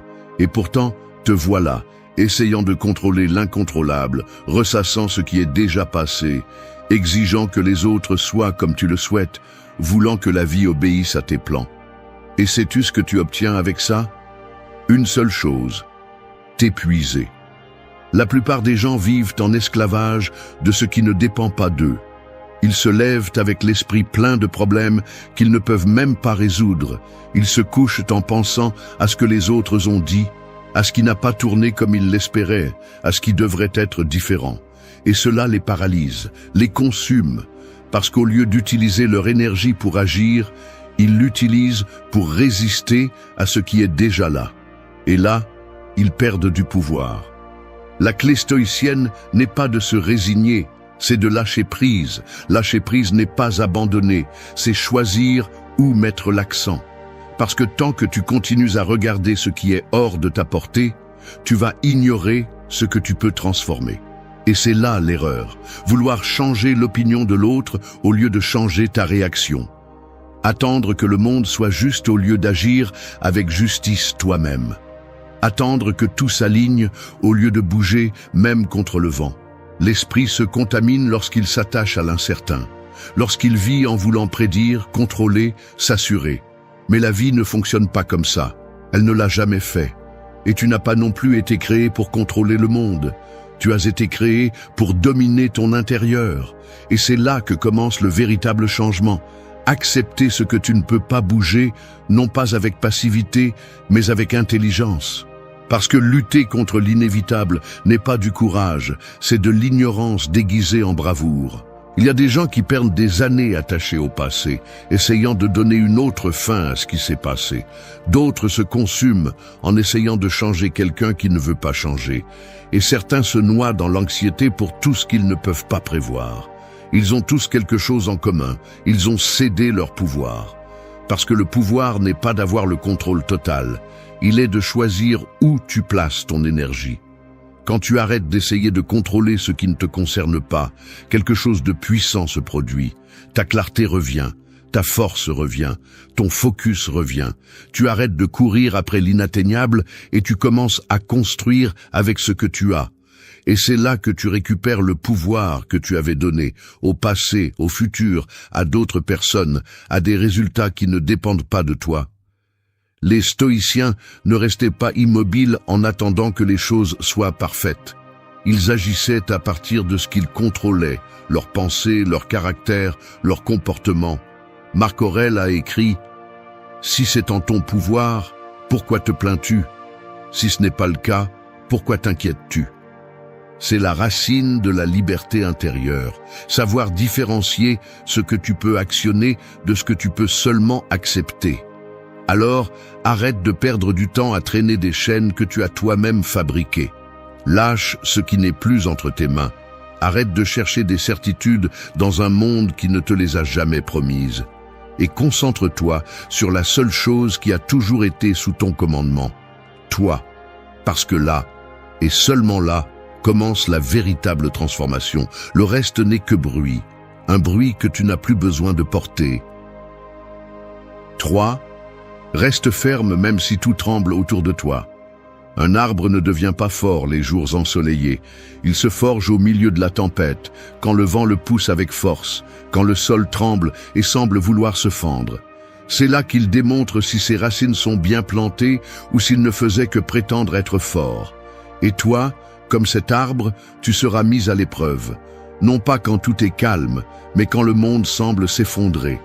La vie ne te demandera pas si tu es prêt. Elle te mettra à l'épreuve de toute façon, avec des problèmes qui arrivent sans prévenir, avec des déceptions qui te brisent de l'intérieur, avec des personnes qui te déçoivent et avec des situations qui n'ont pas de sens. Et il serait facile de se briser. Il est courant de sombrer, de perdre la tête, d'agir par désespoir. Mais c'est ce que font ceux qui n'ont pas de racines, ceux qui n'ont jamais cultivé une véritable force. Rester ferme ne signifie pas prétendre que rien ne t'affecte. C'est rester debout même quand tout t'affecte. C'est garder un regard clair alors que tout bouge à l'intérieur. C'est te soutenir toi-même quand personne d'autre ne peut le faire. Parce qu'il y aura des moments où tu ne pourras compter sur personne. Et si en ces moments tu n'as pas ton caractère entraîné, ta discipline établie et ton esprit sous contrôle, le monde te dévorera.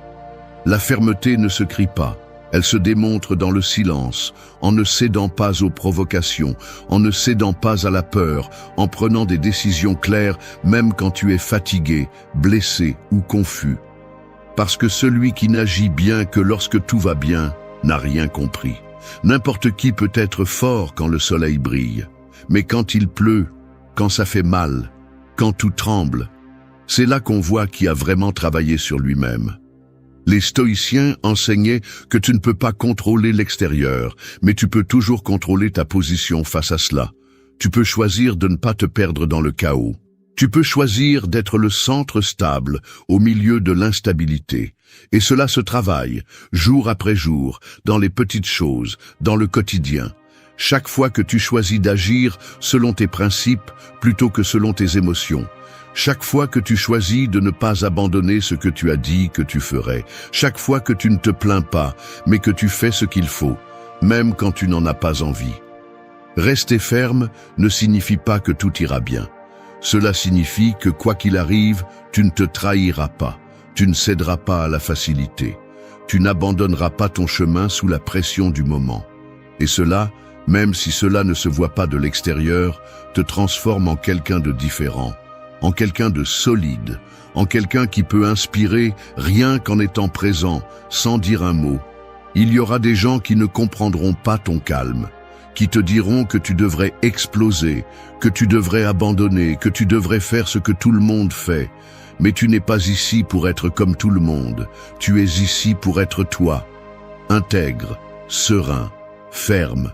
Même si tout tremble autour de toi, même si tu as l'impression de ne plus pouvoir, parce que tu peux, parce que tu as déjà traversé des choses que tu pensais te briser, et tu es là. Alors, quand la prochaine tempête arrivera, ne demande pas pourquoi. Respire simplement, rappelle-toi qui tu es, et reste ferme, parce que tu n'es pas fait pour tomber avec le vent. Tu es fait pour résister, pour grandir, pour transformer la pression en tempérament. Et cela ne s'enseigne pas, cela se démontre. À chaque pas, à chaque décision, à chaque jour où tu choisis de ne pas céder. 4. Sois le maître de ton esprit ou quelqu'un d'autre le sera.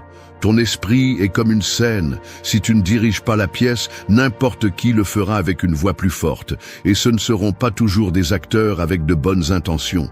Parfois, ce sera la peur avec son scénario de catastrophe, ou le doute qui improvise jusqu'à te convaincre que tu ne vaux rien, ou l'opinion des autres qui se déguise en vérité absolue et dicte chaque mouvement que tu fais. Si tu ne décides pas qui agit dans ta tête, tu finiras par être spectateur de ta propre vie. Beaucoup croient qu'avoir des pensées est la même chose que penser. Ce n'est pas le cas. Penser, c'est choisir, raisonner, s'arrêter pour questionner. Avoir des pensées, c'est simplement les laisser apparaître sans filtre et agir selon ce qui vient en premier. C'est comme si tu vivais avec un haut-parleur allumé toute la journée sans savoir comment baisser le volume. Et tu réagis à tout. Tu crois chaque histoire qui te traverse l'esprit sans te rendre compte que tu n'as même pas écrit ces histoires. Le stoïcisme est la discipline d'être l'auteur de ton esprit. De ne pas permettre qu'il soit un lieu où n'importe qui peut entrer et laisser ses déchets. De te rendre compte que ce qui habite là-dedans façonne ton monde, tes décisions, tes émotions, ton destin. Si ton esprit est faible, tout ce que tu construis sera instable. S'il est fort, tu pourras rester ferme même quand rien à l'extérieur n'a de sens. Le problème est que personne ne t'a appris à penser clairement. On t'a appris à répéter, à obéir, à réagir. On t'a rempli de bruit, mais jamais de direction. Et tu as adopté des pensées comme si elles étaient les tiennes, sans rien remettre en question, des idées héritées, des croyances imposées, des peurs étrangères. Et maintenant, tu te demandes pourquoi tu n'as pas de paix. Mais comment peux-tu l'avoir si ton esprit est un théâtre plein de voix que tu n'as même pas choisi? Prendre le contrôle de ton esprit ne signifie pas éliminer les émotions. C'est les observer sans leur obéir aveuglément. C'est voir la peur sans fuir, la colère sans exploser, la tristesse sans la laisser te submerger. C'est te demander d'où vient chaque pensée avant d'agir. C'est décider si ce que tu penses t'aide ou te sabote simplement. Parce que tout ce qui te vient à l'esprit n'est pas vrai, et tout ce que tu ressens ne mérite pas d'être nourri. Les stoïciens ne cherchaient pas à contrôler le monde, ils cherchaient à se contrôler eux-mêmes, parce qu'ils savaient que le véritable pouvoir était là. Si tu te gouvernes de l'intérieur, personne ne peut te briser de l'extérieur. Mais si tu es l'esclave de ton esprit, n'importe qui, avec les mots justes, peut te manipuler. Un commentaire te renverse, une critique t'arrête, un rejet te détruit. Et ce n'est pas la vie, c'est être une marionnette. Chaque jour est une opportunité pour reprendre le contrôle, pour revoir quelles pensées tu laisses entrer, quelles idées tu décides de croire, quelles habitudes mentales tu cultives. Personne d'autre ne le fera pour toi, et si tu ne le fais pas, d'autres le feront. La publicité, les réseaux, tes traumatismes, ton environnement. Parce que si tu ne décides pas quoi penser, le monde le fera pour toi, et pas toujours avec de bonnes intentions. Alors, lève-toi en tant que maître. Sois le directeur, pas la victime. Nettoie ton esprit comme tu nettoies ta maison. Pose des limites. Choisis tes pensées comme tu choisis avec qui tu manges, parce que ce qui habite là-dedans finira par construire ou détruire ta vie. Tu décides qui parle sur scène. Tu décides si tu es un acteur ou une marionnette. Tu décides si ton esprit est un refuge ou une prison. 5. Aide sans te perdre toi-même dans la tentative. Il y a ceux qui deviennent des béquilles pour les autres et oublient de marcher par eux-mêmes. Ils soutiennent les autres jusqu'à ce que leurs propres jambes tremblent. Ils s'épuisent à donner, croyant que cela les rend précieux. Mais quand ils ne peuvent plus, quand ils ont besoin d'être soutenus, ils découvrent que personne n'a appris à marcher parce qu'ils ne l'ont jamais permis. Et pire encore, ils réalisent que pendant qu'ils sauvaient tout le monde, ils se sont laissés tomber eux-mêmes. Aider sans conscience est une forme lente d'autodestruction. Beaucoup le font par habitude, par culpabilité, par peur de cesser d'être utile. Ils donnent de l'amour avec l'espoir secret de le recevoir. Ils se donnent sans mesure, comme si leur valeur dépendait de combien ils peuvent endurer. Mais ce n'est pas une vertu de tout donner jusqu'à se vider. Ce n'est pas de la noblesse, c'est de l'oubli de soi. Et l'oubli de soi finit toujours par coûter cher. Le stoïcisme ne dit pas que tu ne dois pas aider.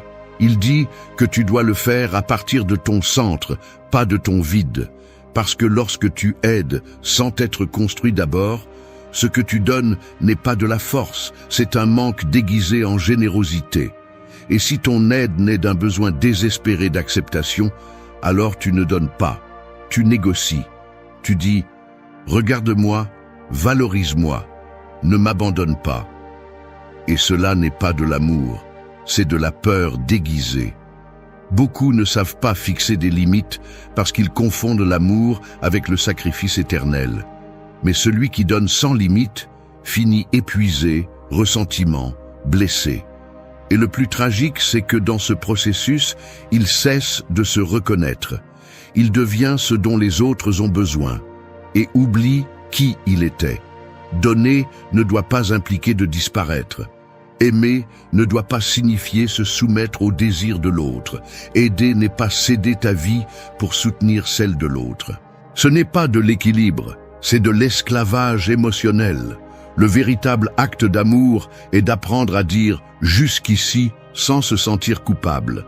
C'est comprendre que tout le monde ne mérite pas ton énergie, qu'il y a des batailles que l'autre doit combattre seul, qu'il y a des douleurs que tu ne peux pas absorber, que parfois aider, c'est donner de l'espace, pas de la présence. C'est laisser l'autre trébucher parce que c'est la seule façon pour lui d'apprendre à se relever. Et oui, ça fait mal de voir tomber ceux que tu aimes, mais c'est plus douloureux de te traîner pour les sauver et de te rendre compte après qu'ils ne voulaient même pas être sauvés. Les stoïciens enseignaient l'importance de la vertu et de la tempérance, de donner avec mesure, de ne pas laisser ta compassion devenir un auto-abandon. Parce que si tu t'éteins pour allumer les autres, le résultat est toujours le même. Tu finis brisé pendant qu'ils continuent à chercher plus de lumière ailleurs. Et tu restes dans l'obscurité, te demandant pourquoi personne ne t'a pris soin de toi. La réponse est dure, mais réelle. Personne ne t'a pris soin de toi parce que tu as enseigné que tu n'avais pas besoin de soins. Parce que tu as donné tellement que personne ne s'est demandé si tu avais aussi des blessures. Parce que tu es devenu le soutien de tous, mais tu n'as jamais montré tes failles. Et ainsi, les autres ont continué à s'appuyer, sans voir que tu étais aussi sur le point de tomber. Ce n'est pas égoïste de te choisir, ce n'est pas insensible de fixer une limite, c'est sage, c'est juste. C'est le seul moyen pour que ton aide puisse être réelle et non une forme d'auto-abandon. Celui qui prend soin de lui peut mieux prendre soin des autres. Celui qui se connaît ne se perd pas, et celui qui donne à partir de la plénitude n'attend rien, parce qu'il se sent déjà complet. Alors continue d'être une lumière, mais pas une qui se brûle. Sois un refuge, mais pas une prison. Sois une aide, mais sans te défaire. Parce que celui qui exige que tu t'oublies pour prouver ton amour ne veut pas de ton aide. Il veut ta soumission, et tu n'es pas là pour ça.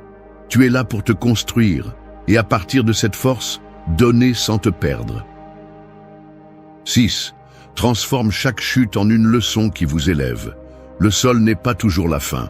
Parfois, c'est le point exact d'où une nouvelle vie se construit. Tomber ne vous détruit pas. Ce qui vous détruit, c'est de rester là, à attendre que le monde vous relève. Beaucoup confondent l'échec avec la mort, comme si une seule erreur annulait tout ce qu'ils sont.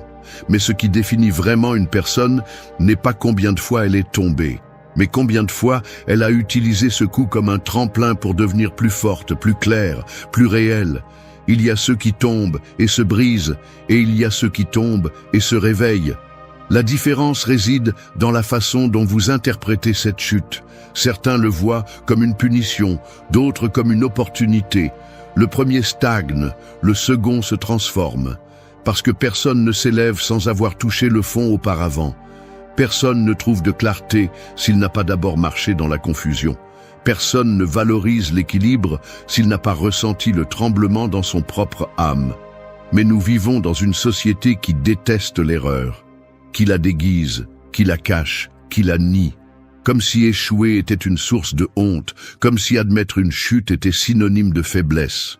Et cette idée rend l'esprit malade. Parce que lorsque vous faites une erreur, au lieu d'apprendre, vous vous punissez. Au lieu de grandir, vous vous fermez. Au lieu de réessayer, vous décidez que cela ne vaut plus la peine de continuer. Le stoïcisme enseigne autre chose. Il enseigne que l'erreur fait partie du chemin, pas une déviation. Que trébucher est inévitable, mais abandonner est un choix. Que chaque chute apporte une leçon que vous n'auriez pas comprise si vous n'étiez pas passé par là. Et si vous osez regarder votre douleur sans victimisation, vous découvrez que même le coup le plus dur peut devenir votre plus grande force. Beaucoup portent leurs échecs comme s'ils étaient des cicatrices à cacher. Mais ces cicatrices sont la preuve que vous avez vécu, que vous avez pris des risques, que vous avez été courageux. Personne ne grandit sans briser quelque chose à l'intérieur. Personne n'évolue sans affronter quelque chose qui le déchire un peu. La croissance n'est pas confortable, la transformation n'est pas douce, mais elle est nécessaire. Et si vous n'acceptez pas cela, vous passerez votre vie à fuir tout ce qui vous défie. Chaque fois que vous tombez, vous avez deux options. Rester au sol en maudissant ce qui s'est passé ou vous relever avec une vision plus claire. Vous pouvez continuer à dire « Pourquoi moi ?» ou commencer à vous demander « Qu'est-ce que je dois apprendre ici ?» Vous pouvez utiliser la blessure pour justifier votre paralysie ou pour vous propulser. Vous choisissez si ce coup vous entraîne ou vous réveille. Les stoïciens ne se plaignaient pas de ce qu'ils souffraient. Ils observaient la souffrance, la traversaient, puis la transformaient en sagesse. Ils ne voulaient pas une vie sans douleur. Ils voulaient un esprit qui savait quoi faire quand la douleur arrivait. Et c'est ce qui fait qu'une chute n'est pas une perte, mais un gain. Ce n'est pas le coup qui vous définit, c'est la façon dont vous y répondez. Commencez à regarder vos erreurs comme des livres que vous n'avez pas encore lus. Chacun a une leçon que vous n'avez pas encore appliquée. Vous n'êtes pas brisé, vous êtes en construction. Vous n'échouez pas, vous vous entraînez. Et vous ne perdez pas, vous comprenez. Parce que chaque chute que vous affrontez avec conscience vous fait monter une marche de plus. Elle vous donne quelque chose que le confort ne vous donnera jamais. La trempe, le caractère, la profondeur. Alors arrêtez d'avoir peur du sol. Parfois, tomber est exactement ce dont vous aviez besoin pour vous réveiller. Et si vous utilisez cette chute intelligemment, elle devient un élan. Ne niez pas l'erreur, étudiez-la, ne cachez pas la blessure. Ouvrez-la, regardez-la, puis fermez-la vous-même. Parce que là, juste là où vous pensiez que tout se terminait, commence la version la plus forte de vous. 7. Tu n'es pas ce que tu ressens. Tu es ce que tu décides de faire avec ça. Une émotion est comme une vague qui frappe fort. Elle peut te mouiller, te faire chanceler, voire te renverser si tu es pris au dépourvu. Mais ce qui compte vraiment n'est pas la vague, c'est comment tu tiens debout quand elle arrive. Parce que les émotions vont apparaître, parfois douces, parfois violentes, et tu ne peux pas les arrêter. Mais tu peux choisir ce que tu fais avec elles. C'est ce qui te définit, non pas ce que tu ressens, mais comment tu agis quand tu ressens tout. Il y a des gens qui se noient dans chaque vague émotionnelle. Ils s'identifient tellement à ce qu'ils ressentent qu'ils croient que c'est ce qu'ils sont. S'ils ressentent de la tristesse, ils se disent qu'ils sont faibles. S'ils ressentent de la colère, ils se convainquent qu'ils sont de mauvaises personnes. S'ils ressentent de la peur, ils croient qu'ils ne sont pas préparés. Mais ressentir n'est pas la même chose qu'être. Ressentir est naturel. Être emporté par ce que tu ressens, c'est un choix. La culture t'enseigne à tout exprimer, à être authentique, en laissant chaque émotion te contrôler. Mais ce n'est pas de l'authenticité, c'est de l'esclavage émotionnel. Un esprit fort ne nie pas ce qu'il ressent, mais ne se rend pas non plus à cela. Il observe, reconnaît, respire, puis agit à partir d'un lieu plus élevé. Parce que tu n'es pas ta colère, ni ta tristesse, ni ton euphorie. Tu es la décision que tu prends après les avoir ressenties. Les stoïciens savaient qu'il ne s'agissait pas d'éteindre les émotions, mais d'apprendre à les gouverner. Ils ressentaient comme tout le monde, mais n'obéissaient pas à chaque impulsion. Ils ne se laissaient pas emporter par la première chose qui brûlait en eux. Ils prenaient du recul, analysaient, puis seulement alors agissaient. C'est la véritable force, non pas celle de celui qui ne ressent rien, mais celle de celui qui ressent profondément et pourtant ne se brise pas. Le problème est qu'aujourd'hui, tout est validé par ce que l'on ressent. Je sens que tu m'offenses, donc je m'éloigne. Je sens que je ne peux pas, donc je n'essaie pas. Je sens que tu vas me décevoir, donc je préfère ne pas faire confiance. Et alors, tes décisions cessent d'être les tiennes, les émotions les prennent pour toi. Mais l'émotion est momentanée. La décision que tu prends sous son influence peut changer ta vie pour toujours. Apprendre à faire cette pause entre ce que tu ressens et ce que tu fais est un art. C'est ce qui te donne un vrai pouvoir. Parce que quand tu agis sans réfléchir, tu abandonnes le contrôle. Tu réagis, tu cries, tu fuis, tu te sabotes. Mais quand tu arrives à observer ce que tu ressens sans le transformer en ordre, tu n'es plus esclave. Tu es libre. Parce que même si le feu brûle à l'intérieur, tu choisis de ne pas tout brûler. Il ne s'agit pas de réprimer. Réprimer, c'est cacher le feu jusqu'à ce qu'il explose. Il s'agit de le transformer, de comprendre ce que cette émotion te dit et de décider si tu vas la laisser te contrôler ou l'utiliser comme signal. La colère peut être une force si elle est canalisée. La tristesse peut être une réflexion si elle ne t'attrape pas. La peur peut être une alerte si tu ne la transformes pas en barrière. Tout dépend de ce que tu fais avec ça. Chaque fois qu'une émotion te visite, demande-toi, est-ce que cela me contrôle ou est-ce que je le contiens? Est-ce que cela me définit ou est-ce que cela passe simplement par moi? Parce que le moment où tu arrêtes d'agir comme si tu étais tes émotions, tu commences à avoir de la clarté. Et quand tu as de la clarté, tu as du pouvoir. Le pouvoir de ne pas briser ce que tu aimes par un élan. Le pouvoir de ne pas saboter ton chemin par un jour de doute. Le pouvoir de ne pas réagir, mais de répondre avec intention. Tu n'es pas ton émotion. Tu es ce que tu décides de faire avec elle. C'est là la différence entre vivre dominé et vivre avec un but. La vague va venir. Mais si tu sais qui tu es et où tu vas, cette vague ne te renverse pas, elle te renforce. 8. Agis aujourd'hui sans attendre des conditions parfaites. Le cimetière est plein de personnes qui attendaient le moment parfait, des idées qui n'ont jamais été réalisées, des mots qui n'ont jamais été prononcés, des vies entières qui ont été reportées par peur, par doute, par des excuses bien déguisées en logique. Et maintenant, il n'y a plus de temps. L'horloge s'est arrêtée, et le silence qu'ils ont laissé n'est pas celui de la paix, c'est celui de ce qui aurait pu être et qui ne l'a pas été. Tu n'es pas venu dans ce monde pour rester immobile, tu n'es pas ici pour vivre en planifiant une vie idéale pendant que le présent t'échappe entre les doigts. La perfection n'existe pas. L'attendre est une stratégie de la peur pour te maintenir à l'aise. Et le confort est l'ennemi de ce qui transforme vraiment. Parce que personne ne grandit quand tout est sous contrôle.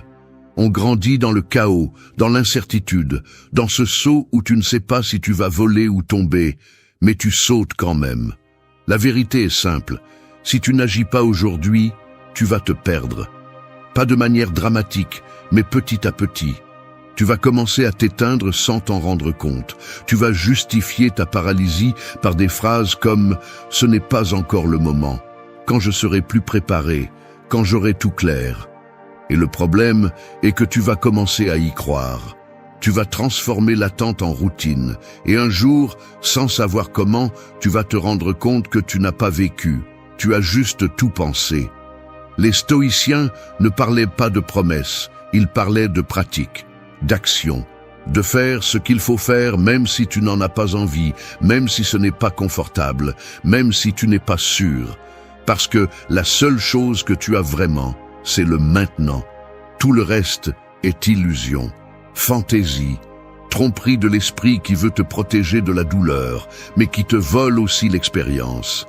Agir n'est pas une garantie de succès, mais attendre garantit toujours le stagnation. Et celui qui stagne s'oxyde, perd de l'agilité, perd de la clarté, perd du caractère. Chaque jour que tu repousses quelque chose que tu sais que tu dois faire, tu t'affaiblis de l'intérieur. Non pas parce que tu ne peux pas, mais parce que tu décides de ne pas essayer. Fais-le avec peur. Fais-le sans savoir comment cela va se terminer. Fais-le même si aujourd'hui tu ne te sens pas prêt. Parce que personne n'est complètement prêt pour une grande vie. On apprend en marchant, on aiguise le caractère en échouant, on construit le tempérament en avançant dans le chaos. La seule chose qui n'est plus tolérée, c'est de rester immobile, en attendant que la vie te donne la permission. Le temps dont tu disposes est limité. La douleur d'agir mal est passagère. La douleur de ne pas agir est permanente. Alors arrête de parler de tes plans comme s'ils étaient des médailles. Les idées ne changent pas le monde. Ce qui le change, c'est celui qui bouge, celui qui exécute, celui qui se lève même avec des doutes, celui qui comprend que le maintenant est le seul terrain réel où l'on peut construire quelque chose. C'est la fin du scénario, mais le début de ton choix. Ici, il n'y a pas de promesses, pas de trucs, pas de motivation vide. Il n'y a qu'une vérité. Soit tu agis aujourd'hui, soit tu continues à attendre une vie qui ne commencera jamais seule. Et si après tout ce que tu as entendu, tu choisis de continuer à attendre, que ce ne soit pas par ignorance, mais par lâcheté. Parce que tu le sais déjà, le moment parfait n'existe pas. Le pouvoir est dans ce que tu fais maintenant, ici, aujourd'hui, avec toi, sans garantie, avec détermination. Soit tu bouges, soit tu disparais. Tu choisis. L'esprit, lorsqu'il n'est pas entraîné, est comme un cheval sauvage, puissant, rapide, mais incontrôlable. Il vous entraîne où il veut, vous jette au sol, vous piétine si vous n'apprenez pas à monter avec fermeté. Et la plupart des gens passent leur vie ainsi, à monter sans rêne, croyant que leurs émotions, leurs peurs et leurs blocages font partie de leur nature. Mais ce n'est pas le cas. Ce sont des signes que vous n'avez jamais appris à prendre le contrôle. Vous n'êtes pas endommagé, vous êtes distrait, vous ne manquez pas de force, vous manquez de direction. Et dans un monde qui récompense l'immédiat et punit le silence, il n'est pas étonnant que votre esprit soit devenu une cage où seuls survivent les doutes, la peur de l'erreur et le bruit constant de ce que vous devriez être. Le stoïcisme n'est pas venu pour décorer votre fil d'actualité avec de jolies phrases. Il est venu pour vous apprendre à regarder en face ce qui fait mal, à résister à ce qui pèse et à agir sans attendre des conditions idéales. C'est la philosophie de celui qui ne se rend pas quand tout s'effondre. Marc Aurèle écrivait pour ne pas s'effondrer au milieu de l'Empire. Vous écrivez des excuses quand vous ressentez à peine la pression. Le voyez-vous? Si vous continuez à attendre de vous sentir bien pour agir, vous perdrez votre vie dans la salle d'attente. Vous n'êtes pas venu pour vous cacher derrière vos émotions. Vous êtes venu pour les dominer. Parce que le problème n'est pas ce que vous ressentez. Le problème est que vous croyez tout ce que votre esprit dit quand il est en crise. Et c'est là que l'entraînement stoïcien intervient, pour mettre de l'ordre, pour remettre en question, pour choisir avec intention, même au milieu du chaos. Ces 8 leçons ne sont pas une inspiration passagère, ce sont des outils pratiques pour celui qui est prêt à dompter ce cheval sauvage qu'il a dans la tête. Si vous continuez, c'est parce que vous êtes prêt à arrêter de vivre à la merci de vos pensées et à commencer à les diriger. Ici, il ne s'agit pas d'avoir envie, il s'agit d'avoir du courage. Alors, ajustez votre corps, faites taire le bruit et préparez-vous. Parce que maintenant, le vrai travail commence. 1. Lâche les rênes de l'incontrôlable.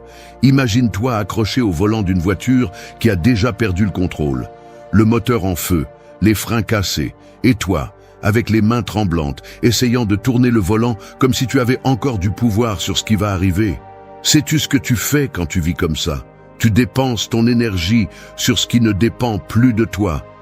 Et c'est la recette parfaite pour l'épuisement mental, l'anxiété chronique et l'auto-tromperie. Tu n'es pas fatigué de la vie. Tu es fatigué d'essayer de contrôler ce qui n'est pas à toi. Le premier principe stoïcien ne s'apprend pas en lisant, il s'apprend en s'effondrant. Quand la vie te montre, à coups durs, que peu importe combien tu supplies, tu ne peux pas changer les gens, tu ne peux pas empêcher les autres de te décevoir, tu ne peux pas prédire chaque résultat. Et c'est là, juste là, que tu dois choisir. Soit tu continues à t'épuiser en essayant de déplacer le vent, soit tu tournes ton regard vers toi et commences à gouverner le seul territoire qui t'appartient vraiment. Ton esprit, tes actions, tes décisions. Lâcher prise n'est pas abandonner. C'est rediriger la force. C'est arrêter d'utiliser tes mains pour forcer des portes fermées et commencer à les utiliser pour en construire de nouvelles. Combien de fois t'es-tu retrouvé bloqué en attendant que quelqu'un change? Combien d'opportunités as-tu perdues en restant coincé dans le « pourquoi cela s'est-il passé » au lieu de bouger avec ce que tu as? Le stoïcien ne s'arrête pas pour pleurer sur ce qui ne dépend pas de lui. Le stoïcien observe, accepte et agit, non pas par impulsion mais par clarté. Regarde, ce n'est pas de la résignation, c'est de l'intelligence émotionnelle pure. C'est savoir quand tu combats une guerre perdue. C'est comprendre que le monde ne t'appartient pas, mais ta réponse, oui. Et quand tu apprends à lâcher ce que tu ne contrôles pas, tu récupères quelque chose de beaucoup plus précieux. Ton focus. Parce que celui qui vit obsédé par le contrôle de l'extérieur néglige toujours l'intérieur. Et c'est là que commence le véritable chaos, quand tu perds le contrôle de toi-même en essayant de dominer les autres. Pose-toi cette question inconfortable. Qu'est-ce que tu essaies de contrôler aujourd'hui qui n'est pas de ta responsabilité? Une personne, un résultat, une image que tu veux maintenir? La réponse à cette question peut être le premier pas vers ta libération mentale. Parce que le problème n'est pas le monde, c'est ton besoin que le monde soit comme tu le veux. Et ça, franchement, ça ne va pas arriver. Alors lâche. Mais lâche avec force, avec caractère, avec décision. Pas avec tristesse, ni avec défaite. Lâche parce que tu comprends que ton énergie vaut plus que ton obsession. Lâche parce que la chose la plus puissante que tu peux faire n'est pas de forcer, mais de couler avec stratégie. Lâche parce que le stoïcien ne demande pas de garantie, il agit avec ce qu'il a et continue d'avancer. Et la prochaine fois que tu te retrouves à serrer les dents pour quelque chose que tu ne peux pas contrôler, rappelle-toi ceci. Le véritable pouvoir n'est pas d'imposer le cours de la rivière, mais d'apprendre à la naviguer sans te perdre toi-même. Parce que celui qui y parvient est déjà au-dessus du chaos. Et tu peux être cette personne si tu décides de lâcher prise aujourd'hui. 2. Fais la paix avec ce qui est. Insister pour que la réalité soit différente, c'est comme discuter avec un mur en espérant qu'il te donne raison.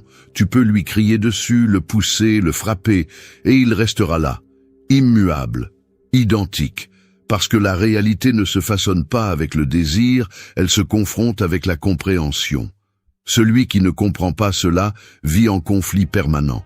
En revanche, celui qui accepte ce qui est, récupère le contrôle qu'il perdait auparavant dans la résistance.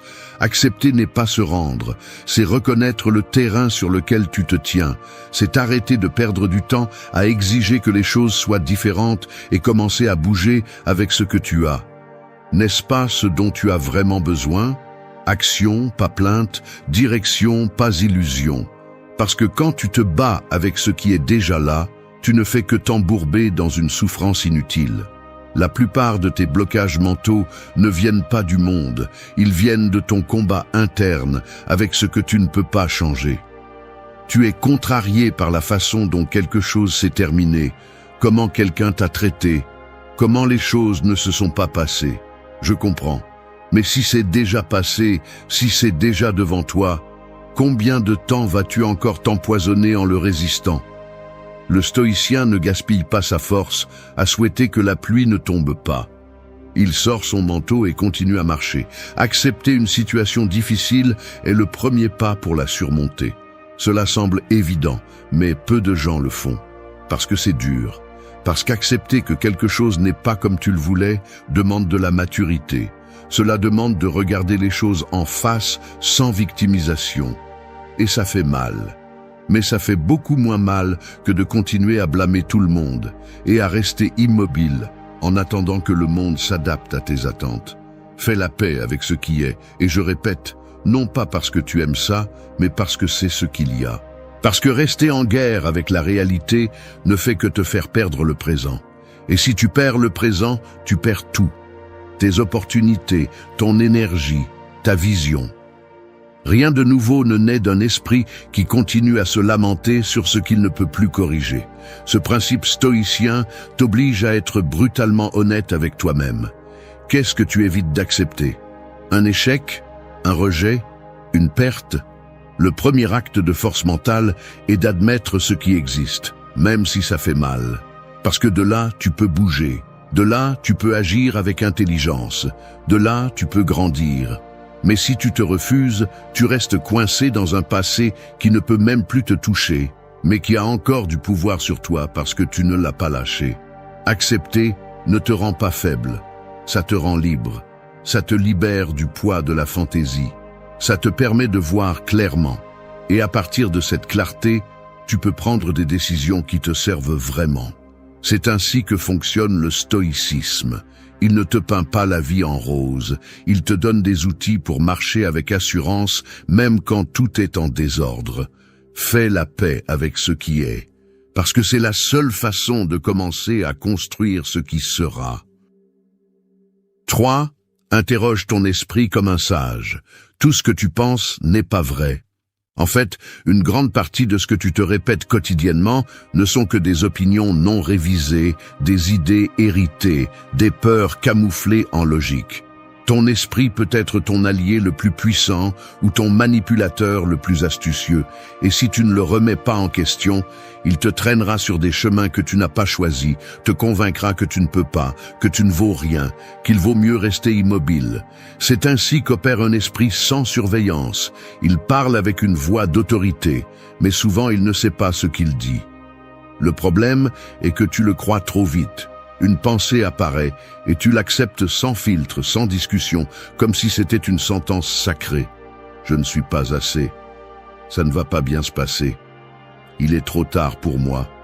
Et qui a dit ça? Où est la preuve? Depuis quand quelque chose qui se sent vrai se transforme-t-il automatiquement en réalité? C'est ici que le stoïcisme entre en jeu avec son tranchant aigu. Épictète disait que ce ne sont pas les choses qui nous dérangent, mais les opinions que nous avons sur elles. Et qui forme ces opinions? Toi. Mais pas toi, le toi conscient. Souvent, c'est la partie automatique de ton esprit, celle qui a été conditionnée, celle qui a appris à réagir par peur, pas par clarté. C'est pourquoi la pratique stoïcienne exige que tu deviennes un interrogateur de tes pensées. Pas un ennemi, pas un esclave, mais un juge ferme. Chaque fois qu'une idée qui te limite, qui te freine, qui te plonge, surgit, ne l'accepte pas immédiatement. Arrête-toi et demande, est-ce complètement vrai? Est-ce que penser ainsi m'aide? Est-ce que je réagis à partir d'un fait ou d'une interprétation? Fais-le comme un sage qui ne se laisse pas emporter par l'émotion du moment. Parce que l'esprit, lorsqu'il est perturbé, lance des pensées comme une machine défectueuse. Il les tire sans précision, sans ordre, sans vérité. Et tu ne peux pas vivre en obéissant à chacun de ces tirs. Cela se pratique tous les jours. Chaque fois que tu ressens de l'anxiété, de l'insécurité, de la peur, de la frustration, arrête-toi. Ne fuis pas la pensée, mais ne la suis pas aveuglément non plus. Regarde-la, observe-la, examine-la comme quelqu'un qui désamorce une bombe. Demande-lui d'où elle vient, quelle est son intention, quelle partie de toi la soutient. Plus tu le fais, plus le pouvoir que ces pensées avèrent sur toi s'affaiblit. Et ce qui est le plus important, tu commences à réaliser que tu n'es pas ce que tu penses. Tu es celui qui pense. Tu es l'observateur, l'architecte, l'éditeur de cette voix intérieure. Mais si tu ne prends pas ce rôle, cette voix te gouverne. Et le pire, c'est qu'elle le fait avec des arguments qui sonnent logiques, mais qui sont remplis de peur, de passés non résolus, de croyances empruntées. Interroge ton esprit, non pas pour le détruire, mais pour le nettoyer, pour garder ce qui est utile, ce qui est réel, ce qui te renforce. Parce que si tu ne prends pas la responsabilité de ce que tu crois, tu finiras par être l'esclave d'idées qui ne t'appartiennent même pas.